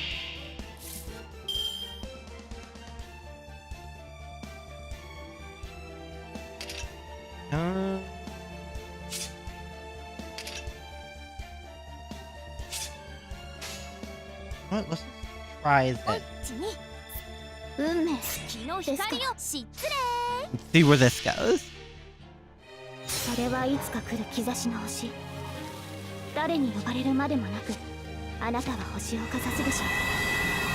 Down Taliban.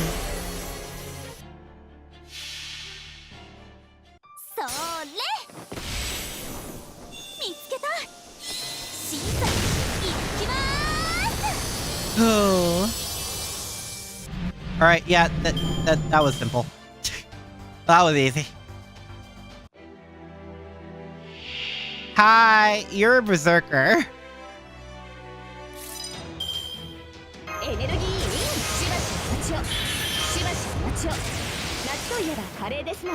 Well.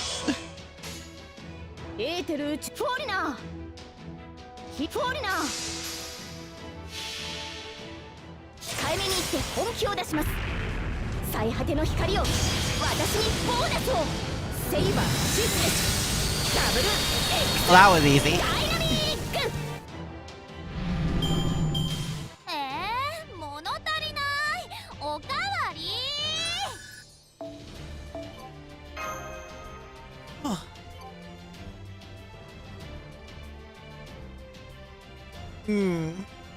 More dailies, which means more dragon fangs for me. Oh, that's all berserker. Oh dear. Is it just gonna be one big more? How many is that? And how many of these things are there anyway? Stop counting after 50. There are things over there. Starting to feel pretty worn out myself. Ooh! Akira, hang in there. Deep breaths. Oh boy. You've been overusing your mystic codes. You literally can't convert any more of your life force into magical energy. Stand back and take a break. Make sure you use a vitality ampule right away. Understood.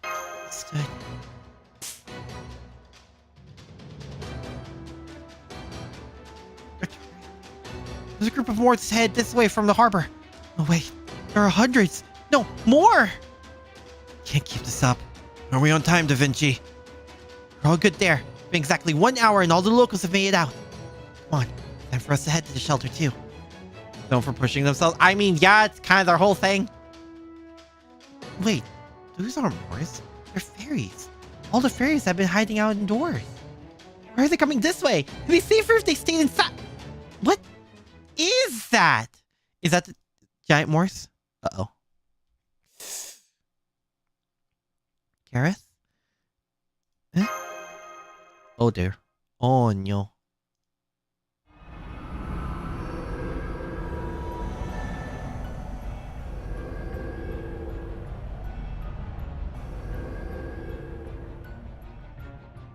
What?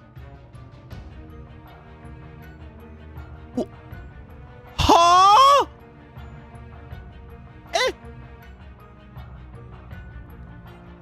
Garrus? Garrus! It's okay. She's not hurt. She's sick from looking directly at that thing. It looks like that thing induces some kind of mental aberration in fairies. Now all the fairies that were hiding in the harbor district are running this way, scared out of their minds. Crap. There's not nearly enough room for all of them in the shelter. Never mind the shelter. That thing makes land. It'll destroy the whole city. You mean it moves? No, right. Of course it moves. How else would it show up in a place like this? Does this mean that thing is the calamity? If it is, what about the rain cloud? Questions can wait, Da Vinci. Victoria, Akira, what do you want to do? I know I said we should abandon the north side earlier, but that's no longer an option. If we stay here and disappear along with Norwich, we can save our own skins. One or the other, which it'll be. Not too late to make our escape. Remember, our job's to get rid of the calamity. Protecting Norwich is just a bonus. that in mind when you make your choice. I think Artoria and I are thinking the same thing. Right? I know how you feel. We have to run. We can't possibly beat that thing right now. Once we pull back, we can figure out a weakness. It's not your fault that Norwich is going to be destroyed. There's nothing anyone can do about it. I know. There's no way we can defeat Artoria?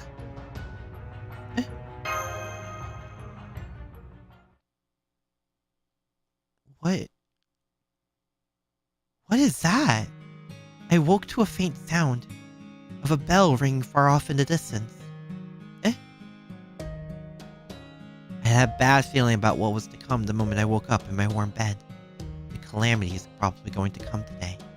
This happens every time I wake to the sound of a bell. A storm appears without any warning. Just like what happened in Artoria's? My everyday life ended up in what began as a normal day. Just like any other.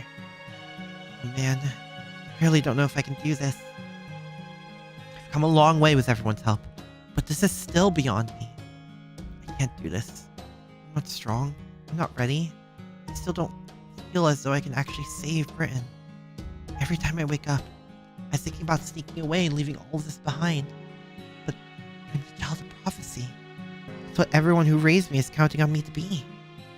They believed in me so much that they sacrificed their own lives to send me on my way. I have to at least try.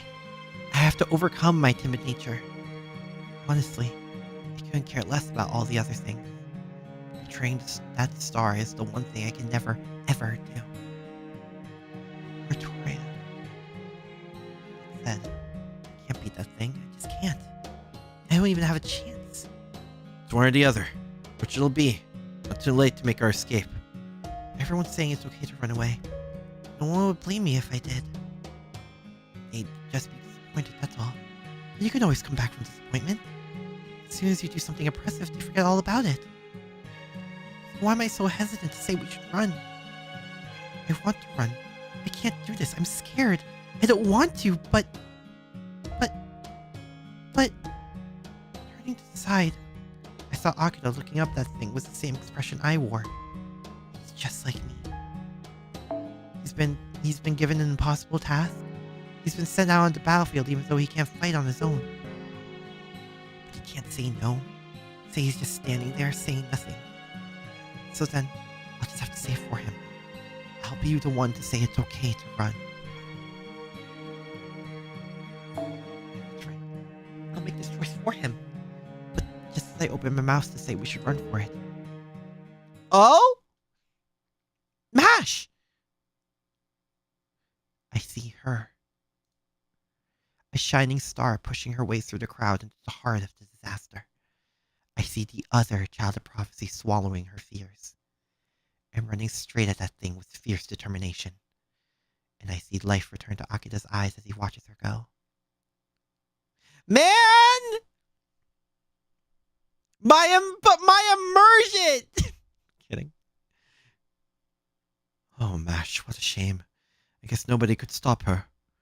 But I guess it's no surprise. She really is a child of prophecy at this point. That's what everyone around her expected of her, and she chose to try to live up to their hopes. She must have chosen a story for herself that ends with her dying here. Akira, I'm really sorry to say this, but...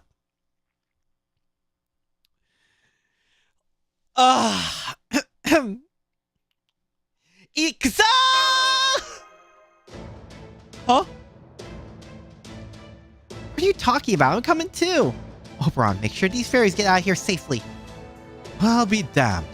Never saw this twist coming. Alright, get going. Sometimes you gotta throw caution to the wind. You Chaldeans have made it this far, so I'm going to trust you make it out of this too.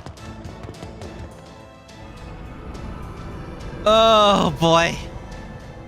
That giant's going to fall into harbor. That's one hell of a way to attack. Is he trying to prostrate itself or something? Still, crude as it might be, it'll definitely be strong enough to blow the whole harbor away. Any questions, Akira? Where's Mash? She's already on the pier with her round shield released. She's going to try and stop that thing by herself, but Even she can't hold that thing back on her own. As Chaldea's technical advisor, my official advice is, if you head back now, you can still make it out of here alive, Akira. But, well, give you a good reason to ignore that advice. So I have to ask, do you still need to concern yourself with Mash? Even though she might never remember you, or go back to being the Mash you knew? So what? So what? Go! Now then, let's return to the girl's story. Just for a little bit. Just do what I say, and the other clan heads will never need to know about you. I can even keep you safe from the Queen's prying eyes.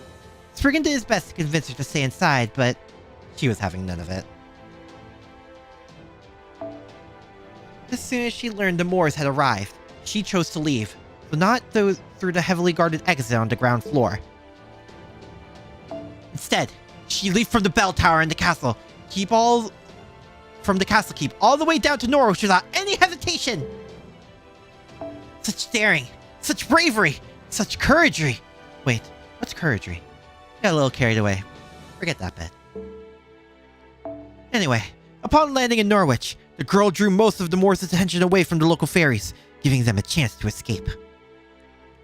Now, there was just a big guy from the sea, the cursed hand, rising up from the ocean. Even the girl couldn't help but flinch upon seeing it, but on hearing the other ferry's screams, she found her nerve once more. She ran for the harbor as fast as she could to face down the monster on the pier.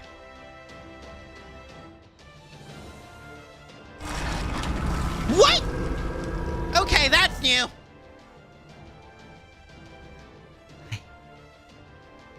She knew at once she couldn't stop it from destroying the harbor, no matter how hard she tried. But even so, these invincible white balls. Lord Camelot!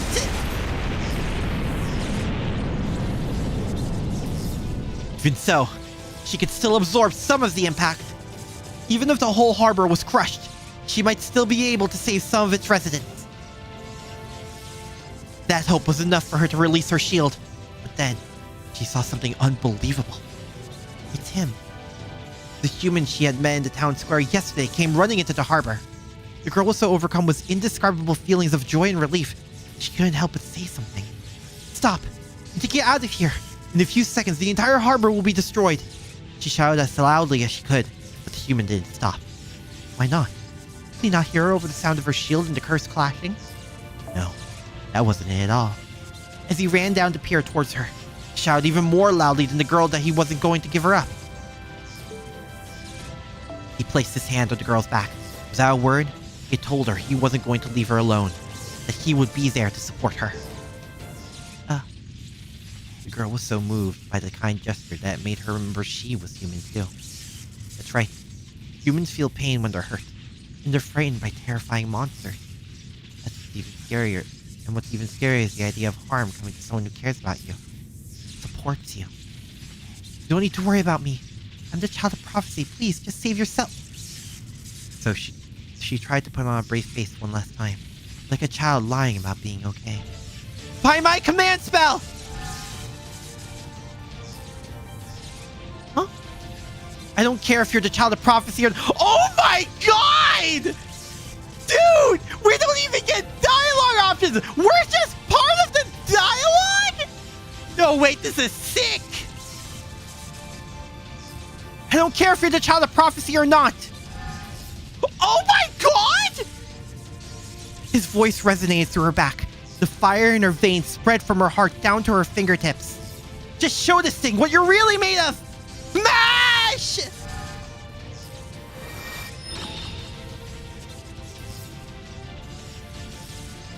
This is how a prophecy is deified. Is defied. Not even Einstein could have seen this scene coming. Yes, that's right. That's exactly right, Master.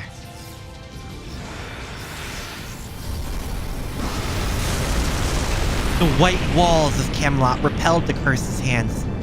they proved most effective against it. Its collapse prevented, the calamity recognized the creature standing before it as an enemy. A small, impudent enemy who dared to protect the land of the Fae in the face of the threat it posed. Come on, Mash! Let's send this thing packing! The familiar voice jolted her mind.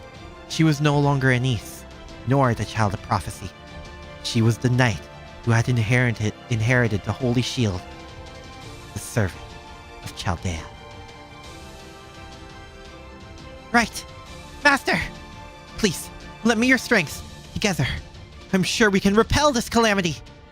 I may not be the child of prophecy, but right now, in this moment, what I want more than anything is to keep this city safe. The girl's name is Mash, Akira Lux.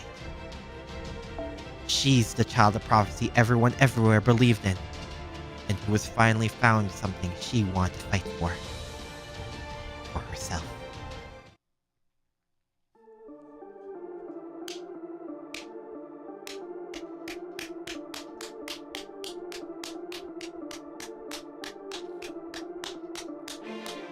Bloody beautiful! Beautiful work!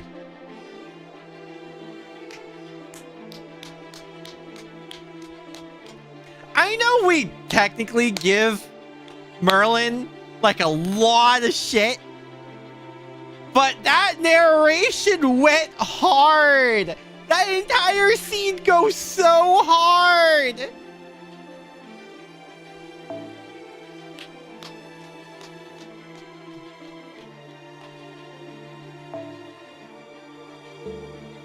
Yo! Okay. Let's do this thing. We got our eggplant back. Yeah! This is a great scene, dude. I would love to see this animated. Holy. Dude. Select your fighter. I mean, even if she's not here, she's here. So it's Berserker.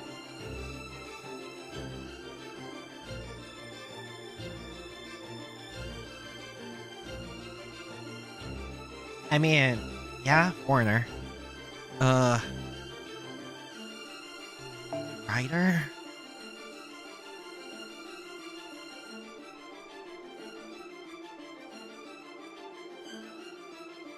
Probably Rider, more support.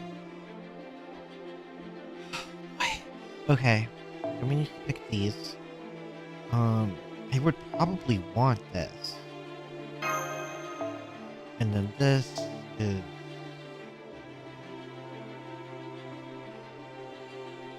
No, I think we need to bring out the big guns. We need more big damage. Probably give you a kaleidoscope? Maybe? But it's probably gonna be closer to a fight of attrition.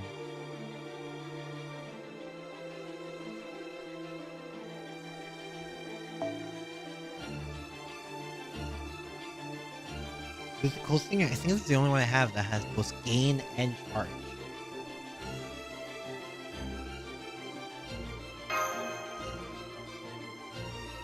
Then go when LB6 anime.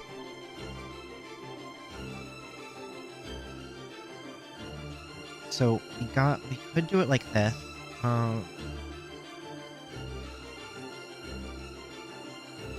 Artoria will also be my cleanser, because if this thing really is just a giant Morse, that means just a lot of curse.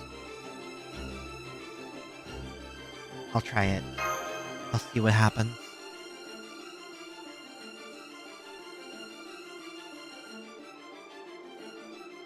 So, you have the Ilya 5 feed that gives MP. Oh, I don't think I do. Grand Battle, Calamity of Norwich.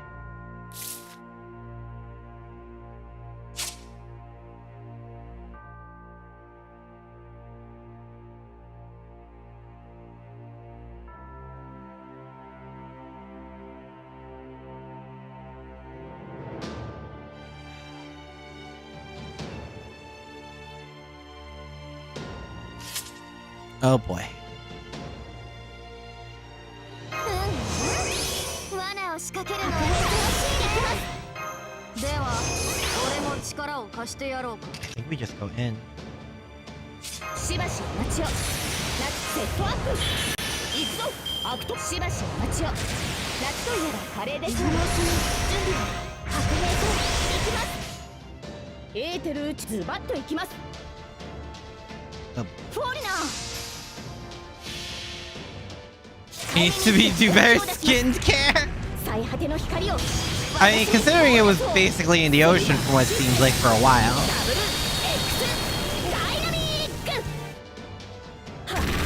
Well, that's one bar.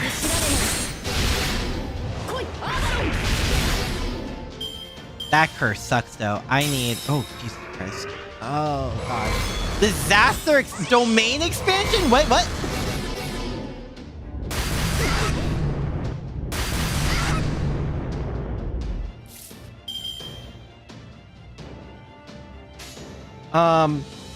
That's what we in the business call a yikes.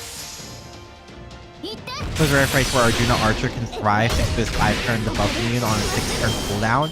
Hunter!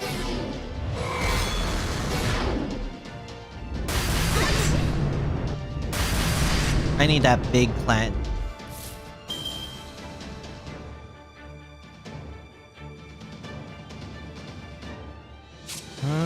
How much? Hi Nemo, hello, hope you're doing well.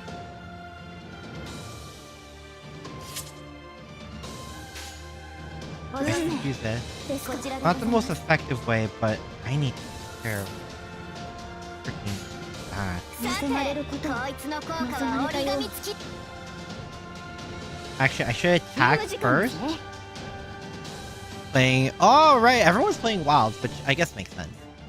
I should attack first, so to get the curse tiles away, and then I can heal it all later.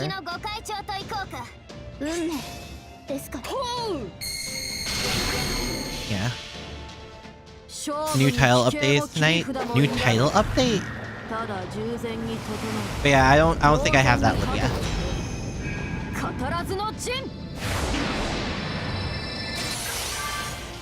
Oh.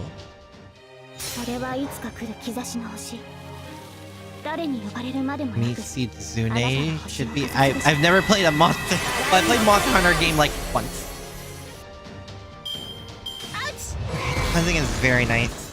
Oh, that's very good timing. Okay, cool.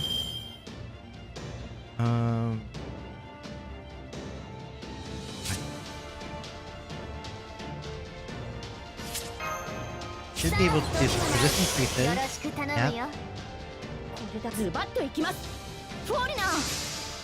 Yep. Older monster and one that was featured on Rise to the Switch. Yeah, I played Rise like once with Lucy, and that's it.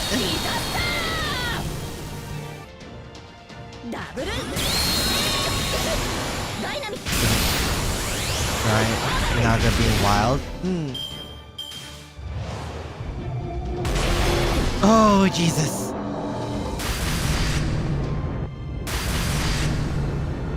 Alright, cool, awesome. I need this back now.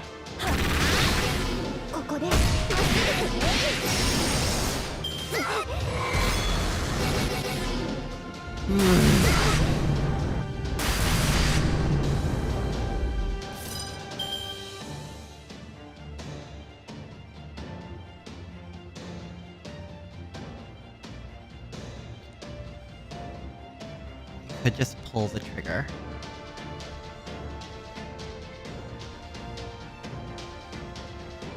I don't think... Yeah, I'm just gonna pull it.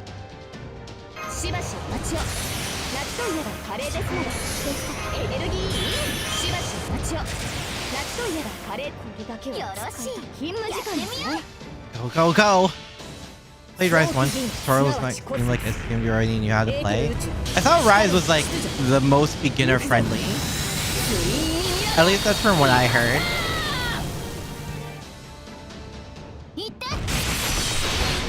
Right, cool. Yikes.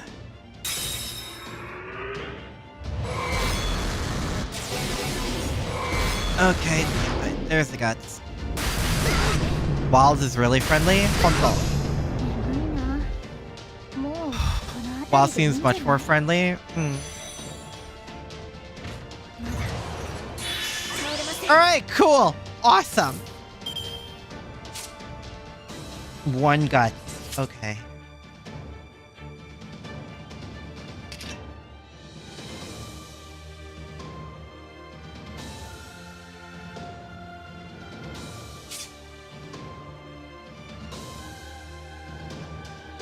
Gods.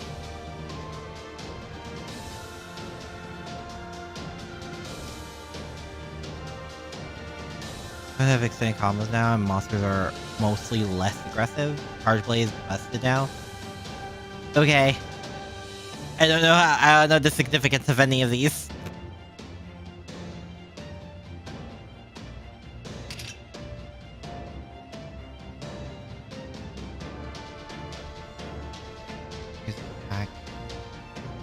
Straight to smash. I remember how mash skills work, but how do I go about it?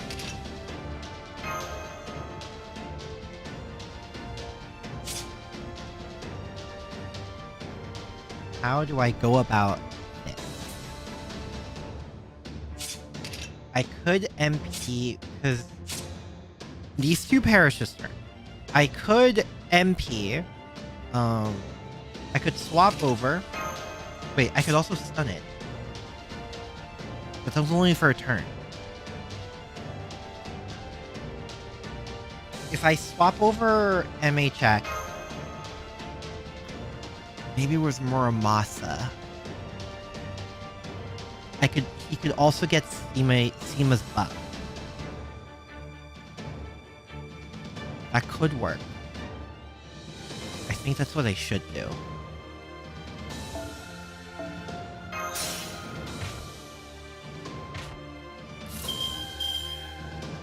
How much? It's full level 10. Yeah, it works. I could just go full in.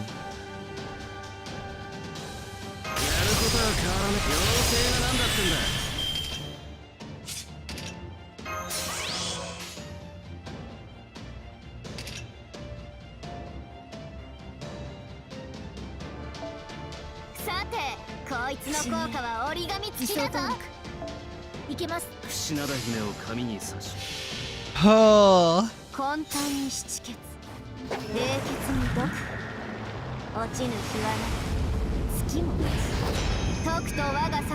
The hands are very. It reminds me of oh, the Fire Emblem 2 Echoes villain, Duma. The low-key reminds me of zombie Duma.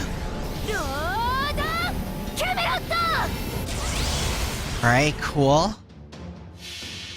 We go. It is 100% go time.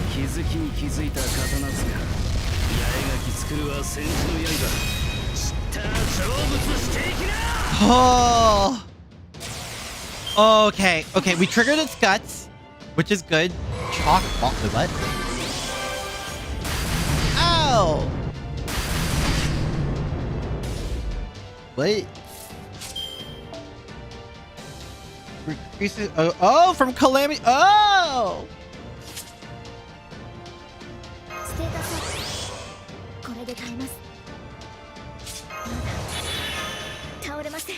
And yeah.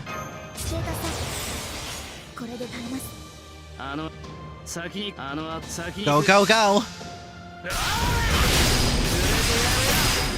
And we got this. Oh! Perfect.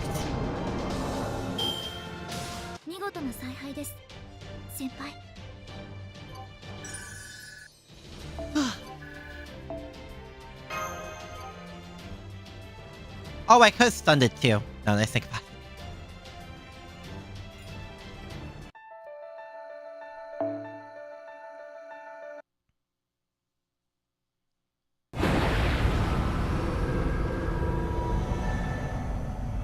No way. The calamity is disappearing. We did it! We really did it, Senpai! I can't believe it. We actually defeated the calamity. Sure did, Mash. Nice! Oh, right. But this is no time to be celebrating, is it? I'm back, Senpai. I'm so sorry for all the trouble I put you through. Welcome back, Mash. Don't worry about it. We're just glad to see you again. And safe, too. We have a lot of catching up to do, but that can wait until later. First, I want to introduce you to a local who's been helping us out. Well, she's really part of a team at this point. Thank you. I do my best. Oh, I think overall I had it. It's just thoughts need to be inputted. Oh, there she is. Hey, over here. Artoria, this is Mash, Akida's main servant. Mash, this is Artoria Caster. She's Akida's owner. We're just gonna tell her that with no context? That's the first thing you say? That's the first thing you say and tell her with no context? I mean, good, but like, damn! That's really part of your list, huh, Da Vinci? She's Akida's owner, this Lost Belt's King Arthur, the Child of Prophecy, and the powerful mage. I guess I'm technically the Child of Prophecy, but powerful? King Arthur? It's mortifying being called any of that around you. You're so incredibly strong. I'm sorry. If that had been me out there, that thing would have knocked me all the way back to the Nameless Woods with one flick of its finger. Looks at Mashu. Mashu, I'm Cavell the Third. We still need to keep up appearances, Aki. Right. Appearances. Totally. Yeah. Purely for appearances. I'm sorry. I couldn't do anything against the calamity. I'm sorry. I'm so weak. I'm sorry. I want to hug her so bad! So your name's Artoria, and you're the real Child of Prophecy? No, not at all. If anything, I'm the one who should be apologizing for calling myself the Child of Prophecy, even though I didn't know about you at the time. I don't know how I can make it up to you, but hang on. Whoa. But hang on, what was this about you? Well, but hang on, what was this about you owning Senpai? I'm still struggling to make sense of that. And wait, I just realized it must be a ploy to hide that Senpai's from Chaldea. And you're teasing me, Da Vinci! Imagining Castoria blasting off like Team Rocket when trying to help out in the fight. No! She helped a lot! Aki now talking and barks.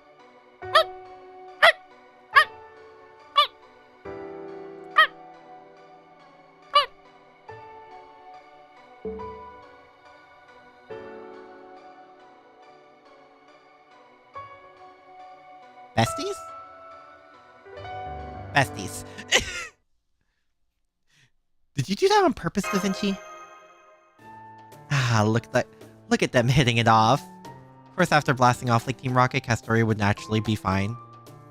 As long as she's fine. And as long as I'm with her.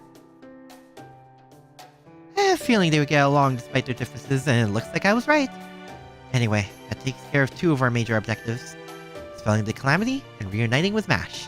But there's still one more important thing we have left to do here in Norwich. That's right, the Bell of Pilgrimage. I think we've earned the right to ring it after coming this far, correct? I don't know. I mean, I didn't actually do anything. Girl, you were in that fight in my book! As far as I'm concerned, you were in that fight.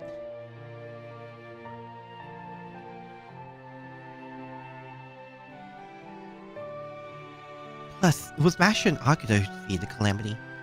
So, I don't think I'm qualified to ring the bell. That's not true, Artoria.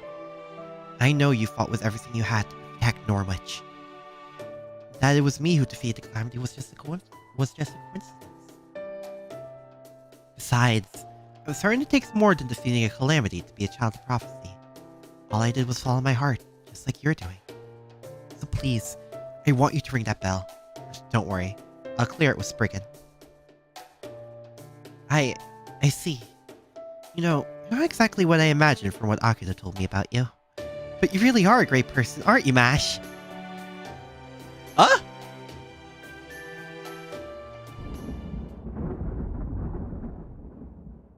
yeah. So, like, one question. If that was the calamity, the heck is that above our heads? Oh, yeah, that's weird. Why's that big rain cloud still here even though we got rid of the collect? Uh-oh. What the heck? Hello? What is that?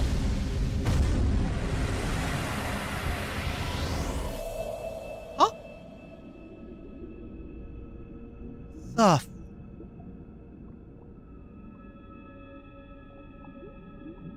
Hello? Guys? What's happening? Look out! What? Huh? Don't tell me. Mash!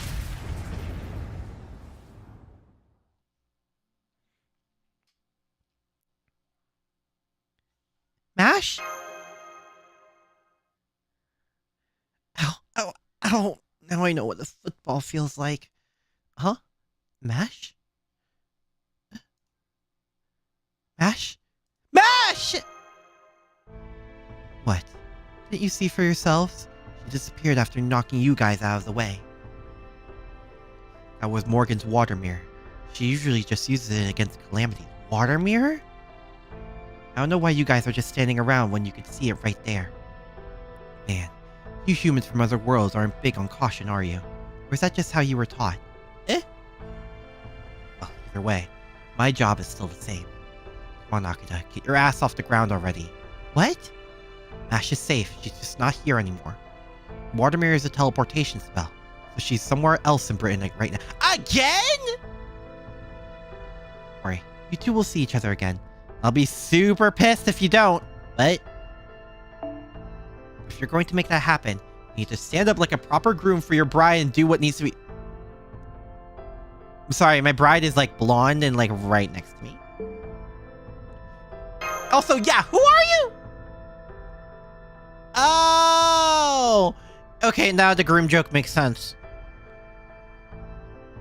Well, at least you've got spirit. I'd say you just barely pass. Nice to meet you people, Chaldea. I'm Habitrot. You can think of me as, let's say, Mash's manager. I'm a little fairy with a big heart. I'm ready to help you on your journey at no cost to you. But only until you and Mash are reunited, mind you. Anyway, now that we're in the same figurative boat, you better be careful. You better be grateful I'm sticking around. Mash, your Mash is another castle. The one and true shipper of Mashu and Ritsuka. That makes sense, considering how wedding obsessed she is. Oh dear, it's gone. Oh dear.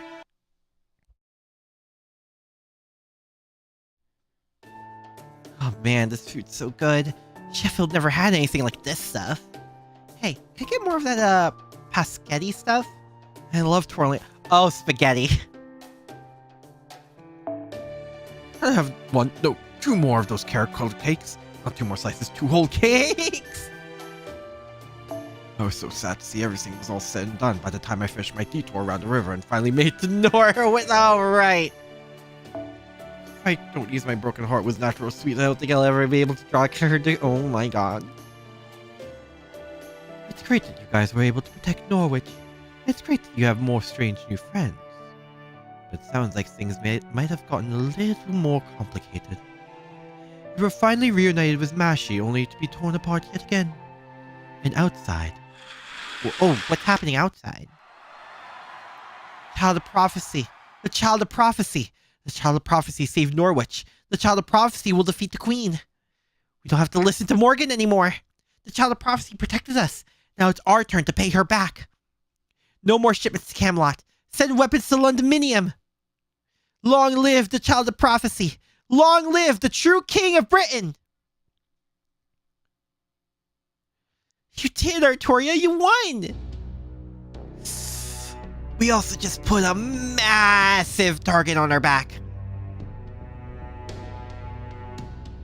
True. In fact, between saving Norwich and repelling the calamity, you might have won a little too much. Now that the fairies of Norwich are all completely on the Child of Prophecy's side, the Queen's not going to just sit and do nothing. So she's gonna start sending her army after us, huh? Not that we've taken care of the calamity, it's gonna be all-out war with her fairy soldiers. All the credits is Smash got eggplant napped! Oh, right. I guess we did kind of openly rebel, didn't we? I'm also worried about Mash. Nor Morgan's water mirror might have taken her. That fairy there just keeps harping on about how Mash is in no immediate danger, and that we'll definitely see her again. Well, yeah, that's all the guarantees you're gonna get from little old Happy Cat. That's all I know for sure. All I will say is that we shouldn't run yourselves ragged looking all over Britain for her now. Like they say, good things come for those who wait, and joyful evenings may follow sorrowful mornings. Well, there's gonna be a new hit. Oh my god. You're just full of sayings, aren't you? Happy Cat.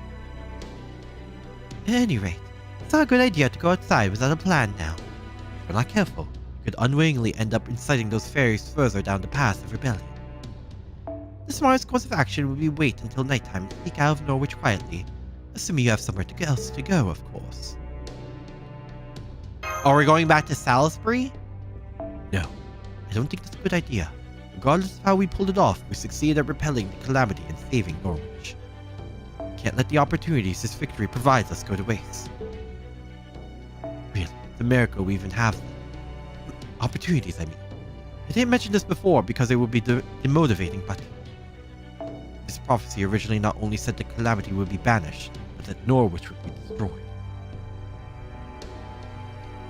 I see. You want to meet with Spriggan and demand payment for defending Norwich. That's right. We're going to tighten the screws while the Norwich fairies are still on our side.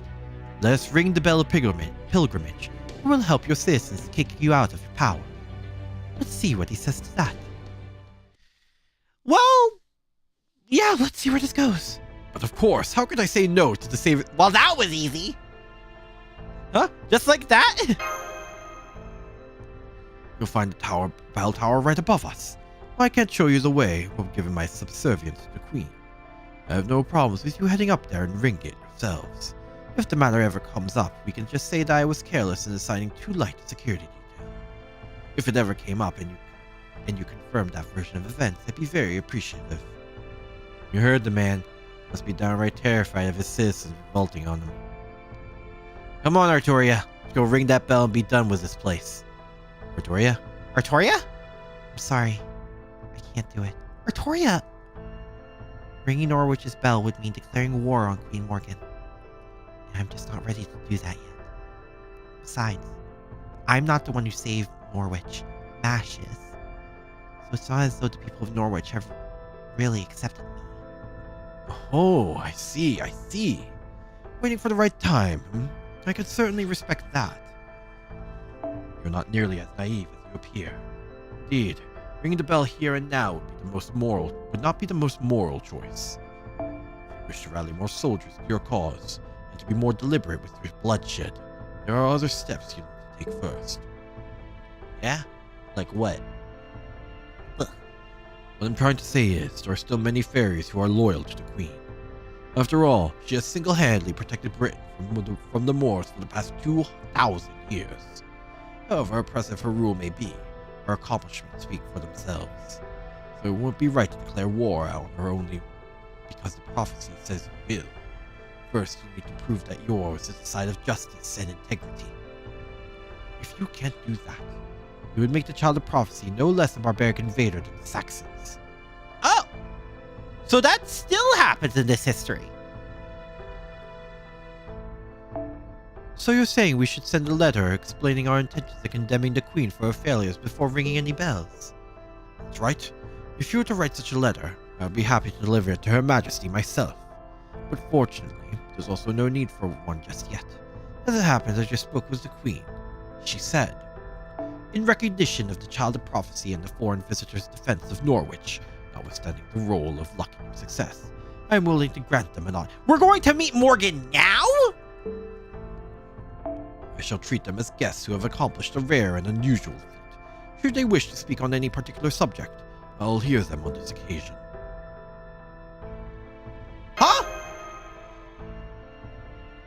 Really? Hey, why don't we just jump straight into the pit and save her the trouble of killing us? Does Morgan really think we'd fall for such a blatantly obvious trap? Aren't that only in proper human history? How can they happen when the landmass is Britain? I don't know. Or maybe he learned that from something that washed up from proper human history?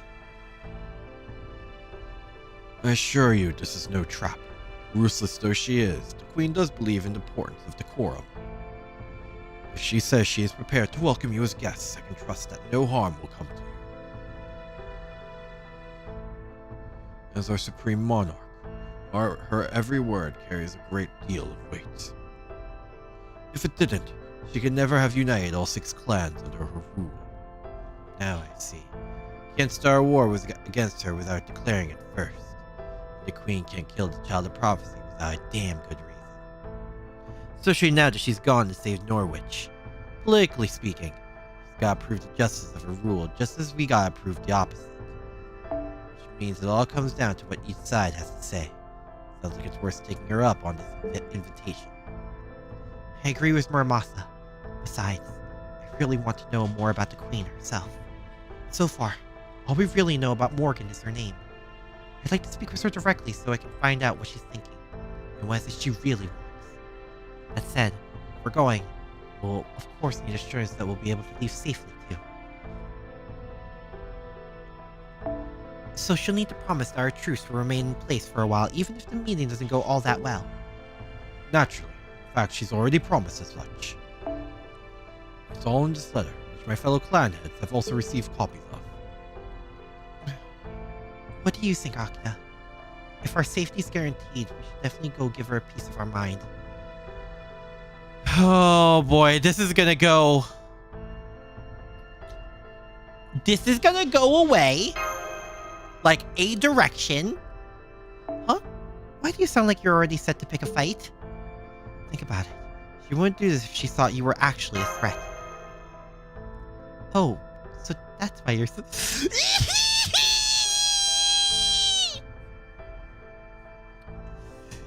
Oh, she's so cute. Oh, she's so cute. Okay, let's do it. Honestly, I'm pretty pissed off too. What the hell does she mean notwithstanding the role of luck in your success? There was no luck involved. Mash and I both worked super hard to save this town. So you do take credit for it. Let that kid go. I see. Okay. If you're all sure about this, maybe accepting this invitation is the right move. Where did Aki abandon Gareth? What are you talking about? Plus, Victoria's decision not to ring the bell at this point also makes more sense to me this way. If she had rung the bell, it would officially made the Queen and the Child of Prophecy political enemies. And then, this invitation would be moot. Isn't that right, Spriggan? I'm afraid you'll have to draw your own conclusions there. I'm not at liberty to comment. Oberon, was it? I don't think I've seen a fairy like you in Britain before. You're quite a nuisance, aren't you? Very well then. I'll send a messenger to the Count's house tomorrow. They'll take you to meet with the Queen's troops, who will be waiting for you outside the city. So the Queen's own troops are going to escort us to Camelot, huh? Can I ask who's leading those troops? Of course. You'll be escorted by the 1st Royal Knight Moor's Extermination Brigade, led by Captain... Oh, it's Gawain.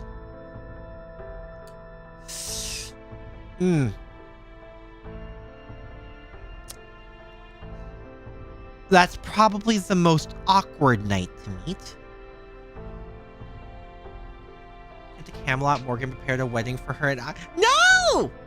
Sorry, Morgan. I'm marrying your sister. I don't know how to tell you this. That's right. Tamlin Gawain herself will provide you all with safe passage to Camelot. I suddenly don't feel very safe. God, the feeling. Huh? What was that, Lady Spinel? Couldn't hear you very well. What was it that happened to the Black Armored Child of Prophecy again? She's dead. Dead as a doornail. Mother's water mirror got her in Norwich. They say she vanished completely, armor and all. Not so much as lifting with as much as a finger behind. What a joke, right?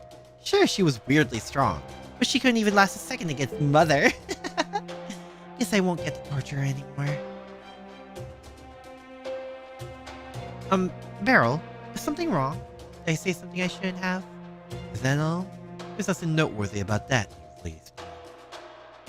It's such obvious misinformation. It's not even creative enough to be interesting. For Valentine's, cook this large dinner for us? Honto. Huh? What? Wait, what? Beryl, what the f have you been telling her? Body, no death. Besides, I might end up dying before her, but there's no way Mash would ever die before me. Never. Not how... So, like, I think we can all agree that I'm at least a little crazy, but, like, Beryl is a whole different can of worms.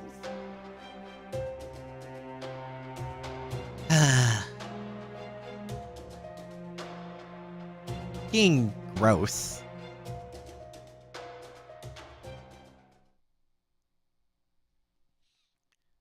I know I want to beat the shit out of Limbo, but like, you know, two different flavors, both quite crazy. Hey, listen, all I'm saying is, would you rather be watching me or would you rather be watching Beryl?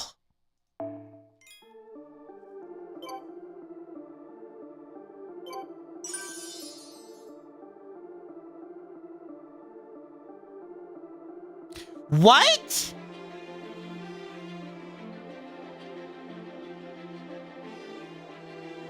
Fair enough. Exactly. Hi, Camelot. Hello, hello. Hope you're doing well. Worms have more value, isn't it? Hello? Act 2! Oh! That makes sense!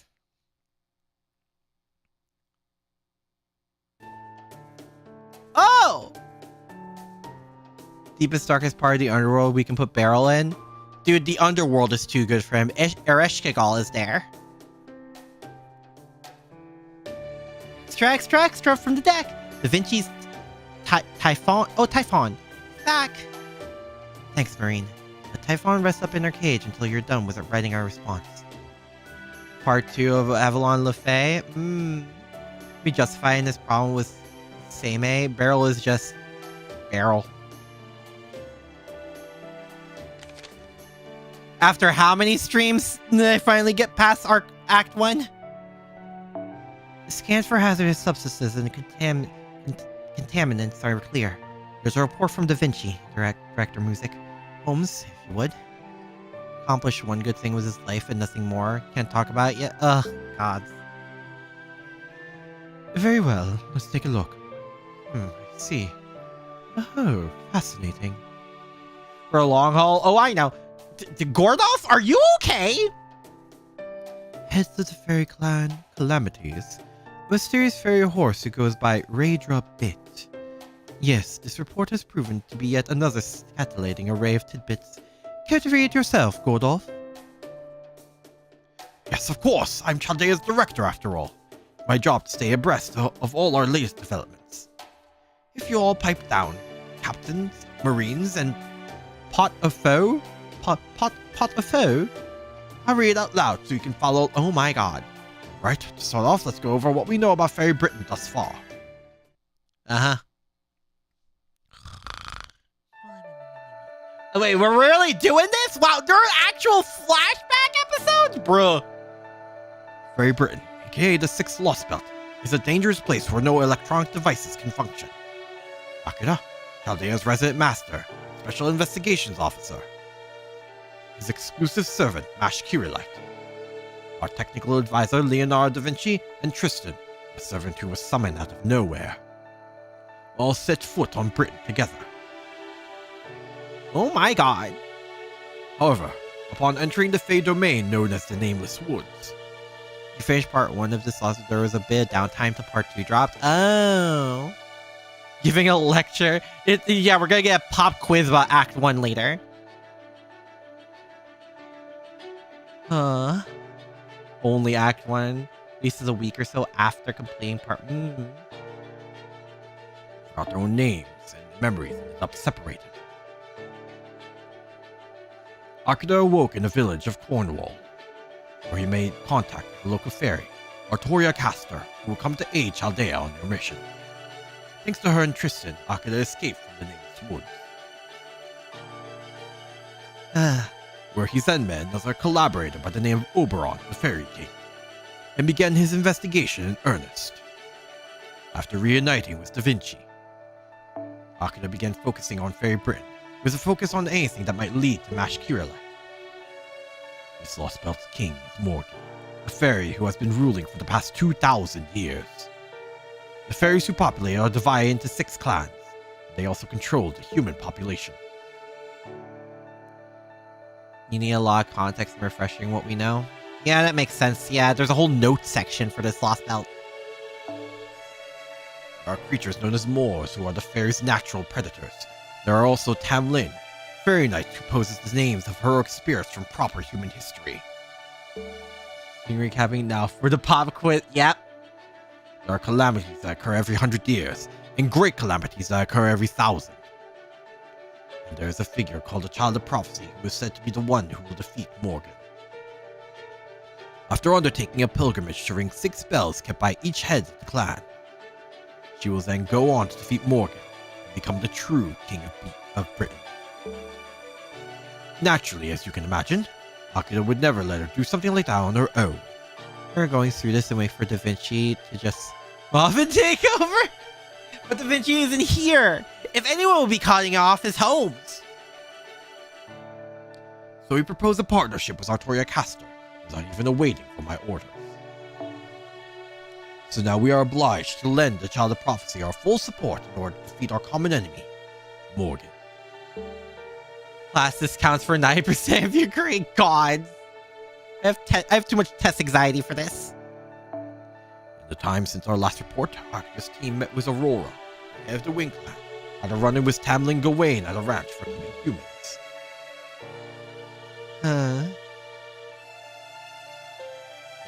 Oh boy.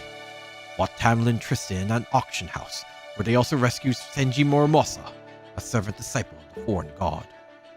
Met with Murin, the head of the Wing Clan, encountered Koyanskaya in yet another new That's the most important part, is that she's in yet another new outfit. It's because there's a boob window, isn't it?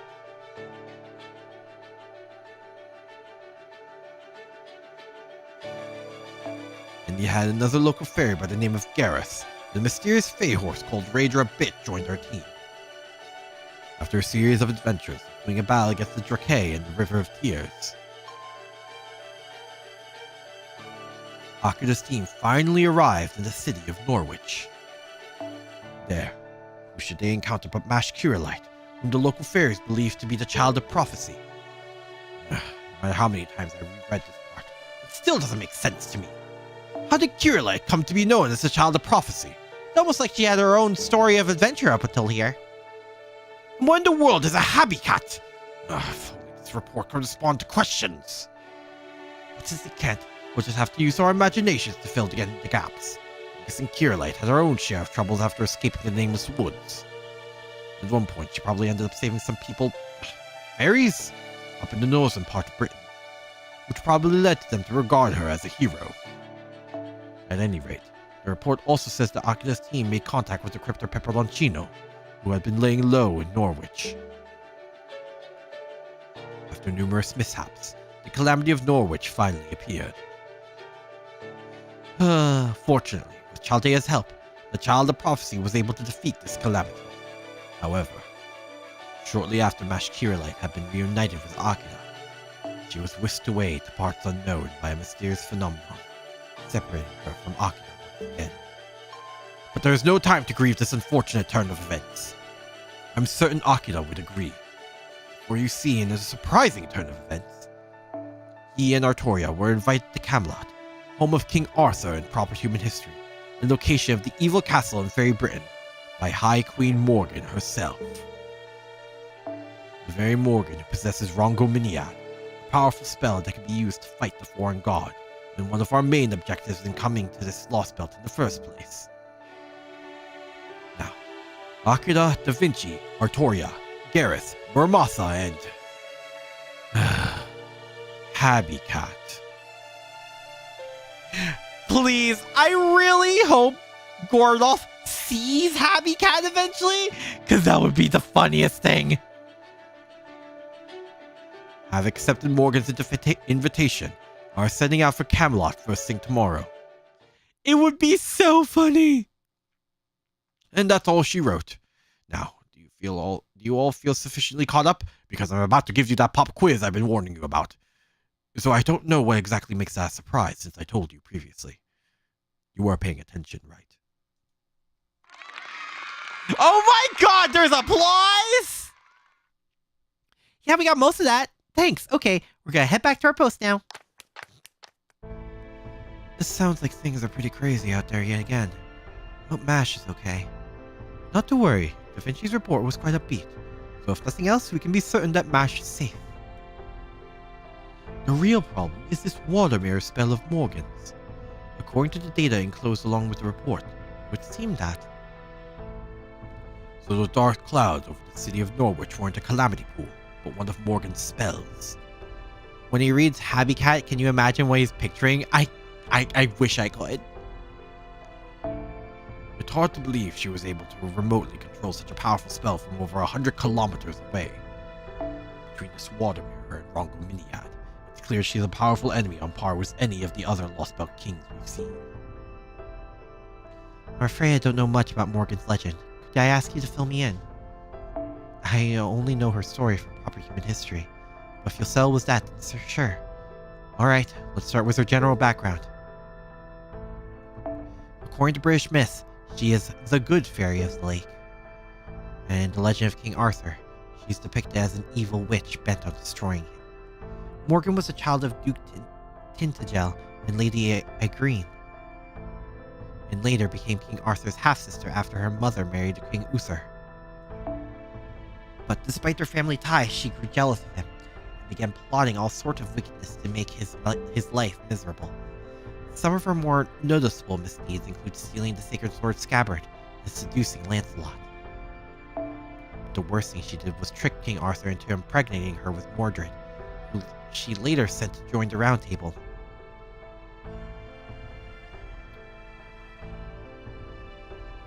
You know, for the average gacha player, let's say there was a gacha player who never really thought past much, who never really thought about how Mordred came to be, they kind of just smack you across the face with all the implications about how Mordred was made, huh? That one line just makes you question everything, huh? Get my boy Munire a raise? Yes, he puts up with so much.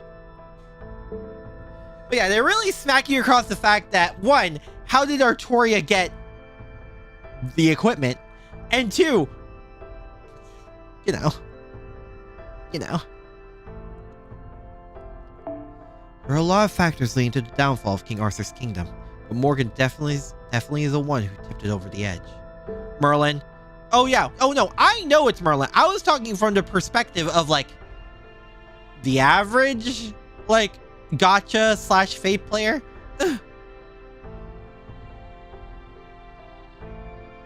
Yes. Can you imagine if the average player never really thought about the implications of Mordred and how they were made, and then they just sort of smack you across the face with it.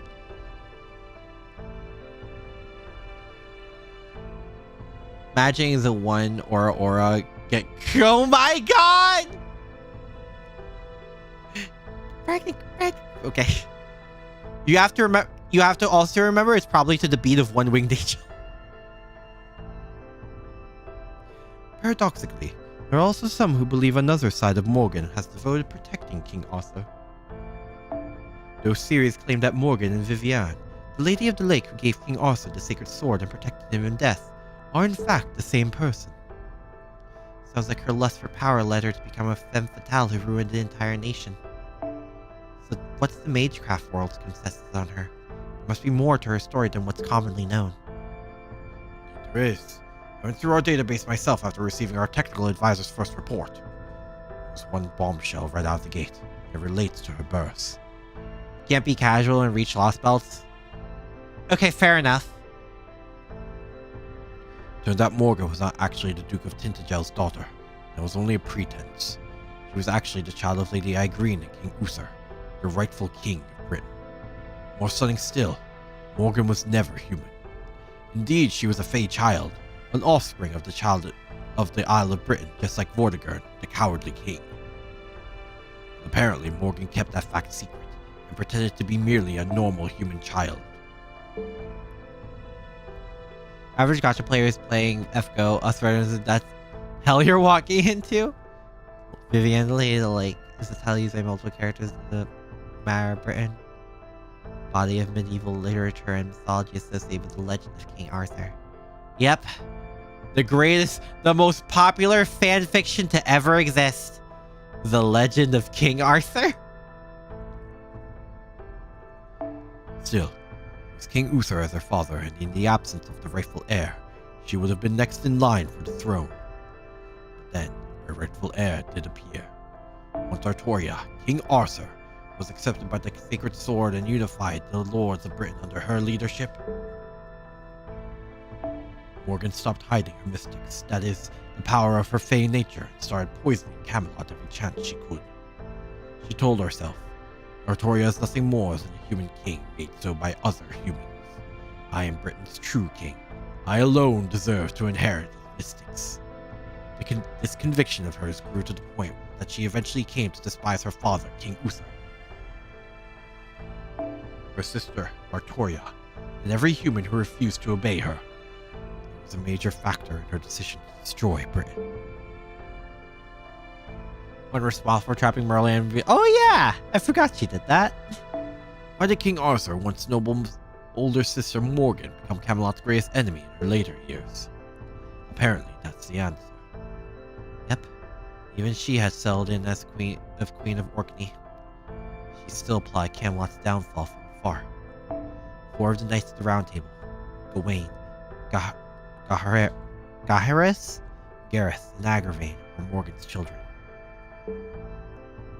Mordred was, well, I don't know if I should say this without them here. Some experts think they were actually a homunculus Morgan created, or maybe a clone of King Arthur.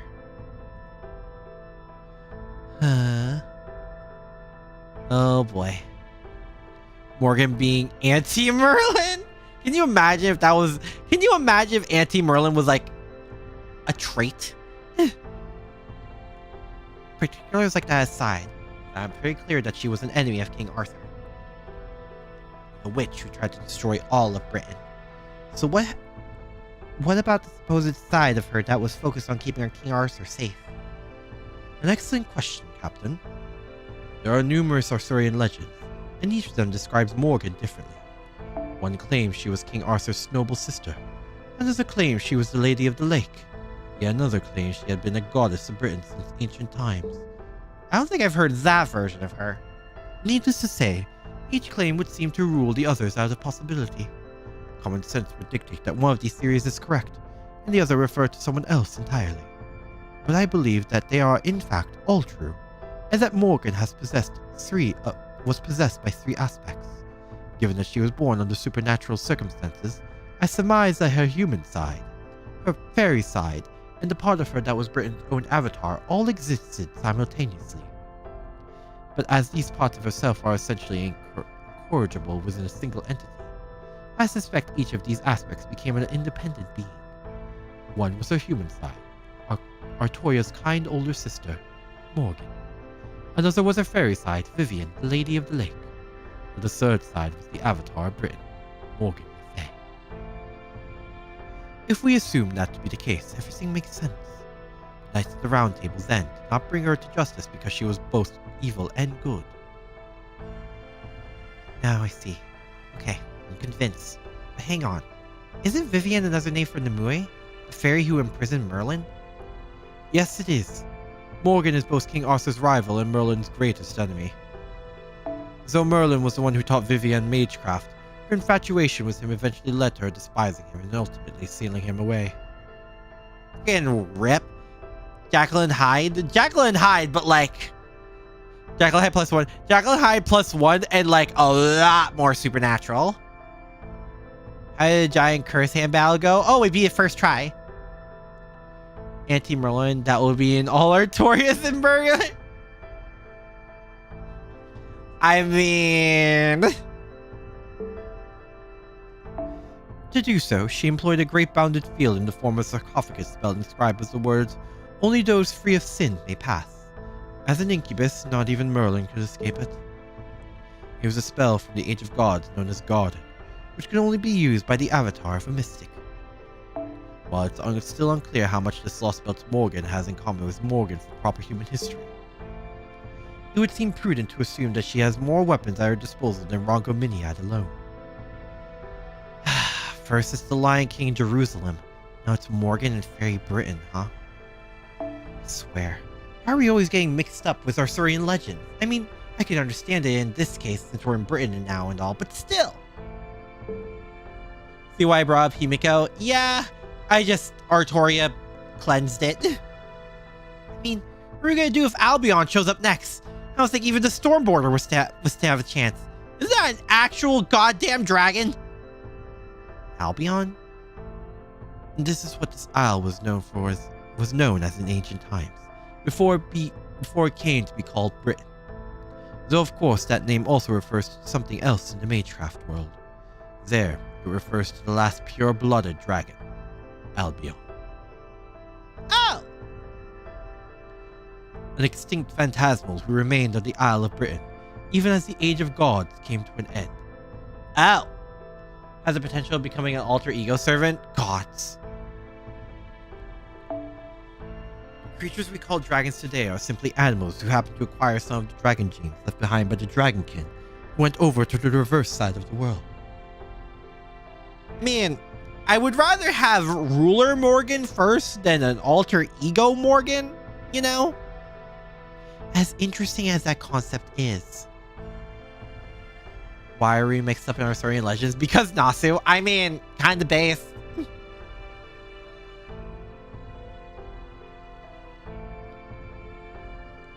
So that explains all the wyverns, by the way. Ended up adopting the dragon's way of life while preserving their own. With the exception of Albion's corpse, not a single pure-blooded dragon is left on this entire planet. Yes, that is why they say in the clock tower, isn't it? Quite a romantic notion, that. The legend itself makes... I mean, it's just a giant fanfic, so... You know. Welcome to the secret high school. What? But that is all it is. And Albion is but one of the long list of fairy tales. More importantly, it's now been 28 days since we began this mission. Thanks to the concentrated fruit essences our technical advisor has been sending along with her reports, we now have magical energy to spare, which should let us remain here past our initial 50-day estimate. Thus we should advise him to stop by the border. But that's through the Nameless Wood. True. Maybe we should. Ideally, I was hoping to complete this mission within 30 days, but that's clearly not going to happen. Fought against King Arthur. Another says they fought against the invader Camlin. Or Camlin. I thought it was pronounced Camlin. The last pure-blooded dragon that failed to head to Avalon once the Age of Gods ended. Tried to dig its way to it, but died during the journey. Only the head made it through, seeing Avalon. Jesus. That said, we still know exactly when the collapse is going to begin, so we shouldn't be too quick to change our time limit. If we stick to the initial plan, we still have 17 days left to complete the mission. Do you think Akira's team can pull it off in that time frame, Holmes? Legends, I still think it would be super funny if we ever meet Guinevere as a servant. The pure chaos that would ensue with both Lancelot. Dude. The pure chaos of both Lancelot freaking out. And then like all the Artorias being like, oh, Guinevere, hi. And then probably going about their day. Yep. Oh my god. It was built on top of the corpse of Albion. It's called the Spirit Tomb of Albion. Jesus Christ. Well, according to Da Vinci's report, it would seem the circumstances are nearly all in place. If their meeting with High Queen Morgan ends peacefully, and she's willing to share information about Rongo Miniad with them. I'm not saying Nefko. Don't know. I don't think so. This, of course, is on the clock tower. Yeah, no, that's not a giant like Chekhov's gun at all. Fate. They can then devote the rest of their time to investigating the corpse. The collapse. Whoops. Sorry. I'll be on corpse on the brain, I guess. If it doesn't end peacefully, now that Chaldea has thrown her lot in as a child of prophecy, war is all but inevitable. We already know the extent of Fairy Britain's military power.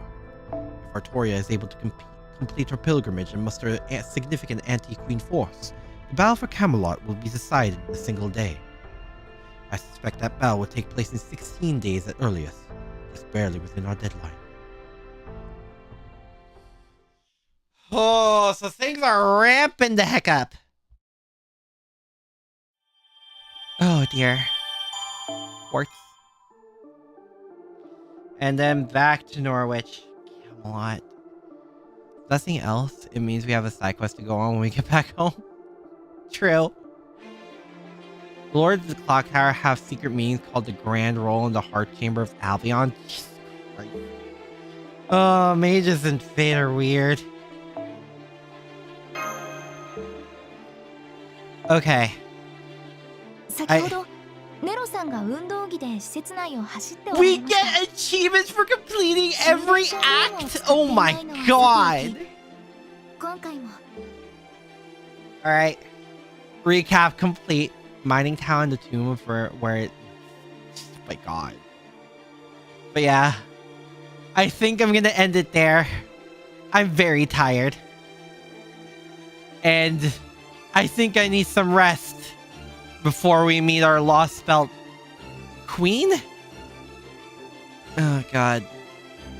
I need better, more mental fortitude to deal with her. At least we'll have Artoria with us. I'll be going in there holding Artoria's hand, by the way. That ain't stopping me. In the future for a joke, I think you'll like. But... what? I feel like Guinevere would be a huge tease when interacting with either Lancelot. Probably, depending on how they make her. But yeah, I'll see you guys next time, okay? Sayonara!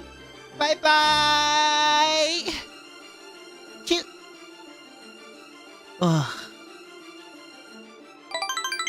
Artoria saved my soul. Oh, Camelot! Thank you for the follow. Thank you! What's the next node name? It's literally just called Camelot. Oh, Artoria saved me.